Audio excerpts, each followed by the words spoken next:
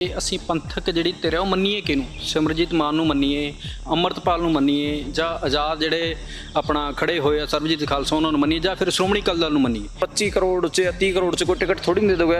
ਜਿਹੜੇ ਕਰੋੜਪਤੀ ਉਹਨਾਂ ਨੂੰ ਟਿਕਟ ਥੋੜੀ ਨਹੀਂ ਦੇ ਦੋਗੇ। ਉਹ ਕੱਲ ਨੂੰ ਤੁਹਾਡੀ ਪੋਲੀਟੀਕਲ ਵਾਇਸ ਹੀ ਨਹੀਂ ਬਣਨਗੇ। ਅਰਵਿੰਦ ਕੇਜਰੀਵਾਲ ਜੇਲ੍ਹ ਗਏ, ਉਹਨਾਂ ਨੇ ਇੱਕ ਟਵੀਟ ਤੱਕ ਨਹੀਂ ਕੀਤਾ। ਅਸੀਂ ਆ ਕਿ ਜਿਹੜਾ ਜੌਬ ਦਾ ਕ੍ਰਾਈਸਿਸ ਅਕਾਲੀਆਂ ਵੇਲੇ ਸੀਗਾ, ਜਿਹੜਾ ਕਾਂਗਰਸੀਆਂ ਵੇਲੇ ਰਿਹਾ, ਉਹ ਅੱਜ ਵੀ ਆ। ਹਾਲ ਦੇ ਵਿੱਚ ਖੜ ਕੇ ਭਗਵੰਤ ਮਾਨ ਇਹ ਬੋਲਦੇ ਆ ਕਿ ਯਾਰ ਕਿਸਾਨ ਤਾਂ ਕਰਜ਼ੇ 'ਚ ਸੁਣੇ ਸੀ, ਮਜ਼ਦੂਰ ਕਰਜ਼ੇ 'ਚ ਸੁਣੇ ਸੀਗੇ, ਕਿ ਯੂਨੀਵਰਸਿਟੀਆਂ ਵੀ ਕਰਜ਼ੇ 'ਚ ਹੁੰਦੀਆਂ ਨੇ, ਪਹਿਲੀ ਵਾਰ ਸੁਣਿਆ। ਉਹ ਲਗਾਤਾਰ ਆਪਾਂ ਦੇਖ ਸਕਦੇ ਹਾਂ ਕਿ ਉਹ ਜਿਹੜਾ ਲਾਰਾ ਲਗਾਤਾਰ ਐ ਚੱਲਦਾ ਆ ਰਿਹਾ। ਸਾਡਾ ਸੀਐਮ ਵੀ ਇੱਕ ਹਲਕੇ ਬੌਧਿਕਤਾ ਦਾ ਬੰਦਾ ਹੈਗਾ। ਆਮ ਆਦਮੀ ਪਾਰਟੀ ਉਹੀ ਹੈ ਜਿਹਨੇ ਇਹ ਕਿਹਾ ਸੀ ਕਿ ਅਸੀਂ ਜੇਲ੍ਹਾਂ 'ਚ ਸਿੱਟਾਂਗੇ, ਪਰ ਬਿਕਰਮ ਮਜੀਠੀਆ ਤੋਂ ਮਾਫੀ ਮੰਗੀ ਗਈ। ਡਾਇਰੈਕਟ ਨਸ਼ੇ ਦੇ ਇਸ਼ੂਜ਼ ਨੂੰ ਏਜੰਡਾ ਬਣਾ ਕੇ ਪੰਜਾਬ 'ਚ ਕਿਸੇ ਵੀ ਧਿਰ ਨੇ ਲੀਡ ਨਹੀਂ ਕੀਤਾ ਹੈਗਾ। ਇੱਕ ਫਿਰ ਇਹਦੇ 'ਚ ਇੱਕ ਸਮੱਸਿਆ ਹੈਗੀ ਹੈ, ਪ੍ਰੈਕਟੀਕਲ ਸਮੱਸਿਆ, ਕਿ ਲੈਫਟ ਤੇ ਪੰਥਕ ਧਿਰਾਂ ਇਹਨਾਂ 'ਚ ਫਰੈਕਸ਼ਨ ਬਹੁਤ ਜ਼ਿਆਦਾ। ਨਮਸਕਾਰ, ਸਤਿ ਸ਼੍ਰੀ ਅਕਾਲ, ਆਦਾਬ। ਮੇਰਾ ਨਾਮ ਮਨਦੀਪ ਪੁਨੀਆ ਹੈ ਤੇ ਤੁਸੀਂ ਸੁਣ ਰਹੇ ਹੋ ਪੰਜਾਬੀ ਰੇਡੀਓ USA। ਅੱਜ ਅਸੀਂ ਪੰਜਾਬੀ ਯੂਨੀਵਰਸਿਟੀ ਪਟਿਆਲੇ 'ਚ ਹੈਗੇ ਆ ਤੇ ਮੈਂ ਪੰਜਾਬ ਫਿਰ ਕੇ ਆਇਆ। ਮਾਲਵੇ ਰੀਜਨ 'ਚ ਸੀਗਾ ਪਿਛਲੇ 2 ਦਿਨਾਂ ਤੇ ਪੰਜਾਬ ਦੇ ਵਿੱਚ ਜਿਹੜਾ ਇਲੈਕਸ਼ਨ ਚੱਲ ਰਿਹਾ ਉਹਦੇ ਟ੍ਰੈਂਡਸ ਨੂੰ ਸਮਝਣ ਦੀ ਕੋਸ਼ਿਸ਼ ਕਰ ਰਿਹਾ ਸੀ। ਅੱਜ ਅਸੀਂ ਪੰਜਾਬੀ ਯੂਨੀਵਰਸਿਟੀ ਆਉਣ ਦਾ ਸਾਡਾ ਮਕਸਦ ਇਹ ਸੀ ਕਿ ਅਸੀਂ ਜਿਹੜਾ ਕੁਝ ਵੀ ਗਰਾਊਂਡ ਤੇ ਇਕੱਠਾ ਕਰਕੇ ਲੈ ਕੇ ਆਏ, ਜਿਹੜੀ ਇਨਫੋਰਮੇਸ਼ਨ ਅਸੀਂ ਦੇਖ ਸੁਣ ਰਹੇ ਸੀਗੇ, ਉਹਦਾ ਇੱਕ ਐਨਾਲਿਸਿਸ ਵੀ ਬਣਦਾ ਹੈਗਾ ਕਿ ਪੰਜਾਬ 'ਚ ਜਿਹੜਾ ਚੋਣ ਚੱਲ ਰਿਹਾ ਹੈ, ਇਹਦੇ ਪਿੱਛੇ ਦੀ ਪੂਰੀ ਕਹਾਣੀ ਕੀ ਹੈ। ਅੱਜ ਦੇ ਟਾਈਮ ਜਿਹੜੇ ਟ੍ਰੈਂਡਸ ਆਪਾਂ ਨੂੰ ਦੇਖਣ ਨੂੰ ਮਿਲ ਰਹੇ ਹੈਗੇ ਆ, ਉਹਨਾਂ ਨੂੰ ਕਿਸ ਖਾਤੇ ਪਾਈਏ, ਇਹ ਵੀ ਸਮਝਣਾ ਜ਼ਰੂਰੀ ਹੈ। ਇਸ ਕਰਕੇ ਪੰਜਾਬੀ ਯੂਨੀਵਰਸਿਟੀ ਪਟਿਆਲਾ ਦੇ 3 ਨੌਜਵਾਨ ਸਾਡੇ ਨਾਲ ਨੇ। ਉਹਨਾਂ ਨਾਲ ਆਪਾਂ ਇਹ ਮੈਂ ਇਸ ਕਰਕੇ ਸੱਦੇ ਹੈਗੇ ਆ ਕਿ ਇੱਕ ਮੈਚੁਰ ਜਿਹੜਾ ਸਟੂਡੈਂਟ ਪੋਲਿਟਿਕਸ ਦਾ ਇਹਨਾਂ ਦਾ ਪਿਛੋਕੜ ਵੀ ਹੈਗਾ ਤੇ ਇੱਕ ਕੈਪੈਸਿਟੀ ਵੀ ਹੈਗੀ ਆ ਕਿ ਘਟਨਾਵਾਂ ਨੂੰ ਇੱਕ ਐਨਾਲਿਸਿਸ ਕਰ ਸਕੀਏ, ਤਾਂ ਕਿ ਜਿਹੜਾ ਪੰਜਾਬ ਦਾ ਨੌਜਵਾਨ ਹੈ ਉਹ ਕੀ ਸੋਚ ਰਿਹਾ ਉਹਦੇ ਬਾਰੇ ਕਲੀਅਰ ਇੱਕ ਗੱਲ ਹੋ ਸਕੇ। ਬਾਈ ਜੀ ਸਤਿ ਸ਼੍ਰੀ ਅਕਾਲ। ਸਤਿ ਸ਼੍ਰੀ ਅਕਾਲ ਜੀ। ਆਪ ਜੀ ਦਾ ਨਾਂ ਕੀ ਹੈ? ਮੇਰਾ ਨਾਮ ਪ੍ਰਦੀਪ ਸਿੰਘ ਹੈ ਜੀ, CYSS ਯੂਨੀਵਰਸਿਟੀ ਇੰਚਾਰਜ ਹਾਂ ਮੈਂ। ਅੱਛਾ, ਹਾਂਜੀ। CYSS ਜਿਹੜੀ ਆਮ ਆਦਮੀ ਪਾਰਟੀ ਦੀ ਸਟੂਡੈਂਟ ਵਿੰਗ ਹੈ ਤੇ ਇਹ ਸਟੂਡੈਂਟ ਪੋਲਿਟਿਕਸ ਨਾਲ ਹੀ ਜੁੜੇ ਹੋਏ ਬੰਦੇ ਹੈਗੇ ਆ। ਤੇ ਬਈ ਜਿਵੇਂ 2022 ਚ ਤੁਹਾਡੀ ਪੂਰੀ ਇੱਕ ਵੇਵ ਸੀਗੀ ਆਮ ਆਦਮੀ ਪਾਰਟੀ ਦੀ, ਤੇ ਲੱਗ ਰਿਹਾ ਜਿਵੇਂ ਬਦਲਾਅ ਇੱਕ ਨੁਕਤਾ ਹੁੰਦਾ ਸੀਗਾ ਬੱਸਾਂ 'ਚ ਜਾਂ ਬੱਸ ਅੱਡਿਆਂ 'ਚ, ਜਿੱਥੇ ਵੀ ਗੱਲ ਕਰਦੇ ਸੀਗੇ। ਮੈਂ ਖੁਦ 2022 ਦੀ ਚੋਣ ਕਵਰ ਕੀਤੀ ਹੈ। ਅੱਜ ਦੇ ਟਾਈਮ ਉਹ ਬਦਲਾਅ ਜਾਂ ਉਸ ਕਿਸਮ ਦੀ ਆਵਾਜ਼ ਨਹੀਂ ਆ ਰਹੀ, ਬਲਕਿ ਹਰੇਕ ਸੀਟ ਦੀ ਗਿਣਤੀ ਮਿਣਤੀ ਤੇ ਨੰਬਰ ਹੋਰ ਕਿਸਮ ਦੇ ਹੈਗੇ ਆ। ਮਾਲਵੇ 'ਚੋਂ ਜਿਵੇਂ ਤੁਹਾਨੂੰ ਰਿਸਪੌਂਸ ਮਿਲਿਆ ਸੀਗਾ, ਉਹ ਅੱਜ ਦੇ ਟਾਈਮ ਦਿਖ ਨਹੀਂ ਰਿਹਾ। ਜਿਵੇਂ ਪਟਿਆਲੇ ਦੀ ਸੀਟ ਜਿੱਥੇ ਆਪਾਂ ਖੜੇ ਆ, ਇੱਥੇ ਗਾਂਧੀ ਦਾ ਨਾਂ ਪ੍ਰਨੀਤ ਕੌਰ ਦੇ ਉਲਟੋਵਰ ਦਾ ਨਜ਼ਰ ਆ ਰਿਹਾ। ਸੰਗਰੂਰ ਸੀਟ ਤੇ ਟ੍ਰਾਇੰਗੂਲਰ ਫਾਈਟ ਹੈ ਤੇ ਉਹ CM ਦਾ ਹੋਮ ਟਾਊਨ ਵੀ ਰਿਹਾ ਹੈ ਮਤਲਬ। ਔਰ ਬਠਿੰਡਾ ਸੀਟ ਤੇ ਵੀ ਟ੍ਰਾਇੰਗੂਲਰ ਇੱਕ ਫਾਈਟ ਦਿਖ ਰਹੀ ਹੈ ਤੇ ਇਦਾਂ ਹੀ ਫਿਰੋਜ਼ਪੁਰ 'ਚ ਵੀ ਬਹੁਤ ਮਤਲਬ ਆਪਾਂ ਕਹੀਏ ਟ੍ਰਾਇੰਗੂਲਰ, ਉੱਥੇ ਵੀ ਜਿਹੜੀ ਅਕਾਲੀ ਦਲ ਹੈਗੀ ਆ ਉਹ ਇੱਕ ਗੇਮ 'ਚ ਨਜ਼ਰ ਆਉਂਦੀ ਹੈ। ਫਰੀਦਕੋਟ 'ਚ ਤੁਹਾਡਾ ਇਲੈਕਸ਼ਨ ਉੱਠਿਆ ਹੋਇਆ ਦਿਖ ਰਿਹਾ ਸੀ। ਕਰਮਜੀਤ ਅਨਮੋਲ ਇੱਕ ਵਾਰ ਤਾਂ ਜਿੱਤਦਾ ਦਿਖ ਰਿਹਾ ਸੀਗਾ, ਪਰ ਜਿਵੇਂ ਪਿਛਲੇ 4-5 ਦਿਨਾਂ 'ਚੋਂ ਸਰਬਜੀਤ ਸਿੰਘ ਖਾਲਸਾ ਦੇ ਚੋਣ 'ਚ ਜਿਵੇਂ ਉਭਾਰ ਹੋਇਆ, ਉਹ ਵੀ ਤੁਸੀਂ ਦੇਖੋ ਫਿਰ ਕਿ ਕਿਤੇ ਨਾ ਕਿਤੇ ਤੁਹਾਡਾ ਇਲੈਕਸ਼ਨ ਉੱਥੇ ਹਲਕਾ ਜਿਹਾ ਡਾਊਨ ਗਿਆ। ਇਹ ਸਾਰਾ ਜਿਹੜਾ ਮਾਲਵੇ ਦਾ ਇਹ ਪੂਰਾ ਮਾਹੌਲ ਹੈ, ਤੁਸੀਂ ਇਹਨੂੰ ਕਿਵੇਂ ਦੇਖਦੇ ਹੋ ਕਿ ਆਮ ਆਦਮੀ ਪਾਰਟੀ ਉਹਦਾ ਜਿਹੜਾ 2022 ਚ ਜੋ ਕਰਿਸ਼ਮਾ ਕਰ ਰਹੀ ਸੀ, ਉਹ ਕਰਿਸ਼ਮਾ ਕਿਉਂ ਨਹੀਂ ਕਰ ਪਾ ਰਹੀ? ਹਾਂ, ਮੈਂ ਤੁਹਾਡੀ ਗੱਲ ਨਾਲ ਬਿਲਕੁਲ ਸਹਿਮਤ ਹਾਂ। ਕਿਤੇ ਨਾ ਕਿਤੇ ਉਹ ਚੀਜ਼ਾਂ ਡਾਊਨ ਹੋਈਆਂ ਨੇ। ਜੇ ਉਹ ਵੇਵ ਸੀ ਉਹ ਸ਼ਾਇਦ ਇਸ ਵਾਰੀ ਨਹੀਂ, ਪਰ ਜੇ ਕੰਮ ਦੇ ਆਧਾਰ ਤੇ ਵੇਖੇ ਤਾਂ ਜਿਹੜੇ ਪਿੰਡਾਂ ਦੇ ਲੈਵਲ ਦੇ ਕੰਮ ਹੋਏ ਆ, ਜਾਂ ਜੌਬ ਦੇ ਲੈਵਲ ਤੇ ਕੰਮ ਹੋਏ ਆ, ਜਾਂ ਇੱਕ ਆਮ ਪਰਿਵਾਰਾਂ ਦੇ ਜਿਹੜੇ ਰਾਜਨੀਤੀ ਦੇ ਵਿੱਚ ਆਉਣ ਦੀ ਗੱਲ ਹੋਈ, ਉਹ ਬਿਲਕੁਲ ਸੱਚ ਹੈ, ਸਾਰਿਆਂ ਨੂੰ ਦਿਖਦੀ ਵੀ ਹੈਗੀ ਹੈ। ਪਰ ਕਿਤੇ ਨਾ ਕਿਤੇ ਲੋਕਾਂ ਨੂੰ ਸਮਝਾਉਣਾ ਬਹੁਤ ਔਖਾ ਹੈ, ਕਿਉਂਕਿ ਜਦੋਂ ਅਸੀਂ ਕੋਈ ਕੰਮ ਲੈ ਕੇ ਜਾਂਦੇ ਹਾਂ ਜਾਂ ਕੰਮ ਦੀ ਗੱਲ ਕਰਦੇ ਹਾਂ, ਹੁਣ ਜਿਹੜੀ ਪਟਿਆਲੇ ਦੀ ਗੱਲ ਕਰਦੇ ਹਾਂ ਕਿ ਹੁਣ ਪ੍ਰਨੀਤ ਕੌਰ ਵੀ ਇਸ ਤੋਂ ਬਾਹਰ ਜਿਹੜੀ ਬਿਲਕੁਲ ਫਾਈਟ ਹੈ, ਜਿਹੜੀ ਡਾਕਟਰ ਬਲਵੀਰ ਸਿੰਘ ਆਮ ਆਦਮੀ ਪਾਰਟੀ ਦੇ ਉਮੀਦਵਾਰ ਨੇ, ਤੇ ਡਾਕਟਰ ਗਾਂਧੀ ਦੀ ਫਾਈਟ ਚੱਲ ਰਹੀ ਹੈ।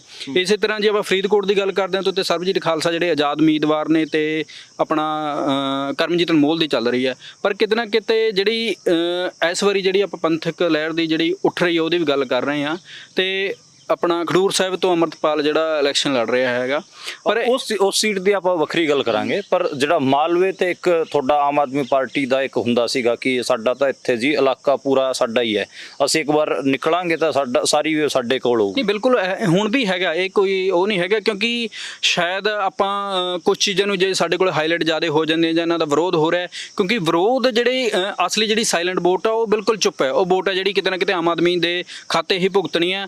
ਵਿਰੋਧ ਕਈ ਵਾਰੀ ਕੀ ਆਪੋਜੀਸ਼ਨ ਜਿਹੜੀਆਂ ਪਾਰਟੀਆਂ ਨੇ 4 ਬੰਦੇ ਭੇਜ ਕੇ ਉਹਨਾਂ ਦਾ ਵਿਰੋਧ ਕਰਾ ਦੇਣਾ, ਤਾਂ ਇਹ ਨਹੀਂ ਹੈਗਾ ਕਿ ਆਮ ਆਦਮੀ ਪਾਰਟੀ ਦੇ ਜਿਹੜੇ ਵੇਵ ਘਟੀ ਹੋਈ ਹੈ। ਆਮ ਆਦਮੀ ਪਾਰਟੀ ਨੇ 2 ਸਾਲਾਂ 'ਚ ਕੰਮ ਕਰੇ ਹੈ ਜਿਹੜੇ ਪਿਛਲੇ 70-75 ਸਾਲਾਂ 'ਚ ਨਹੀਂ ਹੋਏ। ਕਾਰਨ ਕੀ ਹੈ ਕਿ ਅਸੀਂ ਜਲਦੀ ਇਸ ਚਾਹੁਣ ਲੱਗ ਜਾਣਾ ਕਿ ਜੇ ਇਹਨਾਂ ਨੇ ਕਿਹਾ ਸੀ ਤਾਂ ਸਾਡੇ ਲਈ ਹੁਣੀ ਕਰਕੇ ਦੇਣਾ। 5 ਸਾਲ ਸਰਕਾਰ ਰਹਿਣੀ ਹੈ ਤਾਂ 5 ਸਾਲਾਂ ਦੇ ਵਿੱਚ ਜਿਹੜੇ ਕੁਝ ਕੰਮ ਨੇ ਕੰਟੀਨਿਊਟੀ ਚੱਲ ਰਹੇ ਆ, ਤਾਂ ਆਉਣ ਵਾਲੇ ਜੇ ਮੰਨ ਕੇ ਚਲੋ ਜੇ ਆਮ ਆਦਮੀ ਪਾਰਟੀ ਉਹ ਗੱਲਾਂ ਤੇ ਲੜਨਾ ਚਾਹੁੰਦੀ 1100 ਰੁਪਇਆ ਜਿਹੜਾ 1000 ਰੁਪਇਆ ਜਿਹੜਾ ਆਪਣਾ ਔਰਤਾਂ ਨੂੰ ਦੇਣ ਦੀ ਗੱਲ ਉਹ ਇਲੈਕਸ਼ਨ ਤੋਂ ਪਹਿਲਾਂ ਵੀ ਦੇ ਸਕਦੀ ਸੀ, ਪਰ ਇਹ ਸਰਦਾਰ ਭਗਵੰਤ ਸਿੰਘ ਮਾਨ ਦੀ ਇਹ ਗੱਲ ਹੈ ਕਿ ਜਿਹੜਾ 1100 ਰੁਪਇਆ ਦੇਣਾ ਉਹ ਅਸੀਂ ਇਲੈਕਸ਼ਨ ਤੋਂ ਬਾਅਦ ਦੇਵਾਂਗੇ। ਜਿੰਨੇ ਵੀ ਜਿਹੜੇ ਵਾਅਦੇ ਕੀਤੇ ਉਹ 5 ਸਾਲਾਂ ਦੇ ਵਿੱਚ ਜਿਹੜੇ ਐਂਡ ਤੱਕ ਜਿਹੜੇ ਪੂਰੇ ਹੋ ਕੇ ਰਹਿਣਗੇ। ਅੱਛਾ, ਮੈਂ ਜਿਵੇਂ ਲਾਡਲੀ ਬਹਿਨਾ ਯੋਜਨਾ ਬੀਜੇਪੀ ਦਾ ਇੱਕ ਸਕੀਮ ਸੀਗੀ ਤੇ ਉਹਦੇ ਕਰਕੇ ਸ਼ਿਵਰਾਜ ਚੌਹਾਨ ਦੀ ਵੀ ਇੱਕ ਪੋਪੂਲੈਰਿਟੀ ਸਾਨੂੰ ਦੇਖਣ ਨੂੰ ਮਿਲੀ ਮੱਧ ਪ੍ਰਦੇਸ਼ 'ਚ। ਸ਼ਾਇਦ ਉਸੇ ਕਿਸਮ ਦਾ ਇੱਕ ਇਹ ਮਾਡਲ ਭਗਵੰਤ ਮਾਨ ਲਾਗੂ ਕਰਨਾ ਚਾਹ ਰਹੇ ਹੋਣ। ਪਰ ਮੇਰਾ ਇੱਕ ਸਵਾਲ ਹੋਰ ਹੈ ਇਹਦੇ 'ਚ, ਮੈਂ ਤੁਹਾਨੂੰ ਉਲਝਾਉਣਾ ਚਾਹੂੰਗਾ। ਤੁਸੀਂ ਬਹੁਤ ਸੁਲਝਵੀਂ ਗੱਲ ਕਰਤੀ, ਡਿਵੈਲਪਮੈਂਟ ਸਕੂਲ। ਮੈਂ ਗਰਾਊਂਡ ਤੇ ਫਿਰ ਰਿਹਾ ਸੀਗਾ ਤੇ ਮੈਨੂੰ ਬਹੁਤ ਸਾਰੇ ਪਿੰਡਾਂ ਦੇ ਨੌਜਵਾਨ ਮਿਲੇ ਜਿਹੜੇ ਕਹਿੰਦੇ ਸੀਗੇ ਕਿ ਇਹ ਜਿਹੜਾ ਗਲੀਆਂ ਨਾਲੀਆਂ ਬਣਾਉਣ ਵਾਲੀ ਗੱਲ ਹੈ ਇਹ ਤਾਂ ਸਾਰੇ ਹੀ ਬਣਾ ਦਿੰਦੇ ਨੇ। ਕਾਂਗਰਸ ਵਾਲੇ ਵੀ ਕਲੇਮ ਕਰਦੇ ਹੈਗੇ ਆ, ਅਕਾਲੀ ਦਲ ਵੀ ਕਲੇਮ ਕਰਦਾ ਕਿ ਤਾਂ ਉਹ ਰੂਰਲ ਪਾਰਟੀ ਸੀ, ਉਹ ਪਿੰਡਾਂ 'ਚ ਸਾਰਾ ਵਿਕਾਸ ਲੈ ਕੇ ਆਈ। ਕਹਿੰਦੇ ਆਮ ਆਦਮੀ ਪਾਰਟੀ ਜਿਹੜੇ ਬਦਲਾਅ ਦੀ ਗੱਲ ਕਰ ਰਹੀ ਸੀ ਤੇ ਜਿਹੜਾ ਡਿਵੈਲਪਮੈਂਟ ਮਾਡਲ ਦੀ ਗੱਲ ਕਰ ਰਹੀ ਸੀ ਐਜੂਕੇਸ਼ਨ ਦਾ, ਤਾਂ ਮੁੰਡੇ ਕਹਿ ਰਹੇ ਕਿ ਸਭ ਤੋਂ ਪਹਿਲੀ ਜਿਹੜੀ ਰਾਜ ਸਭਾ ਟਿਕਟ ਹੈਗੀ ਆ, ਜਿਹੜੇ ਬੰਦੇ ਨੇ ਪੰਜਾਬ 'ਚ ਪ੍ਰਾਈਵੇਟ ਯੂਨੀਵਰਸਿਟੀ ਦੀ ਨੀਂਹ ਰੱਖੀ ਉਹਨੂੰ ਰਾਜ ਸਭਾ ਭੇਜਤਾ। ਇਹ ਕਿਹੜਾ ਮਤਲਬ ਪ੍ਰਾਈਵੇਟ ਯੂਨੀਵਰਸਿਟੀ ਵਾਲਾ ਕਿਹੜਾ ਐਜੂਕੇਸ਼ਨ ਮਾਡਲ ਹੋ ਗਿਆ।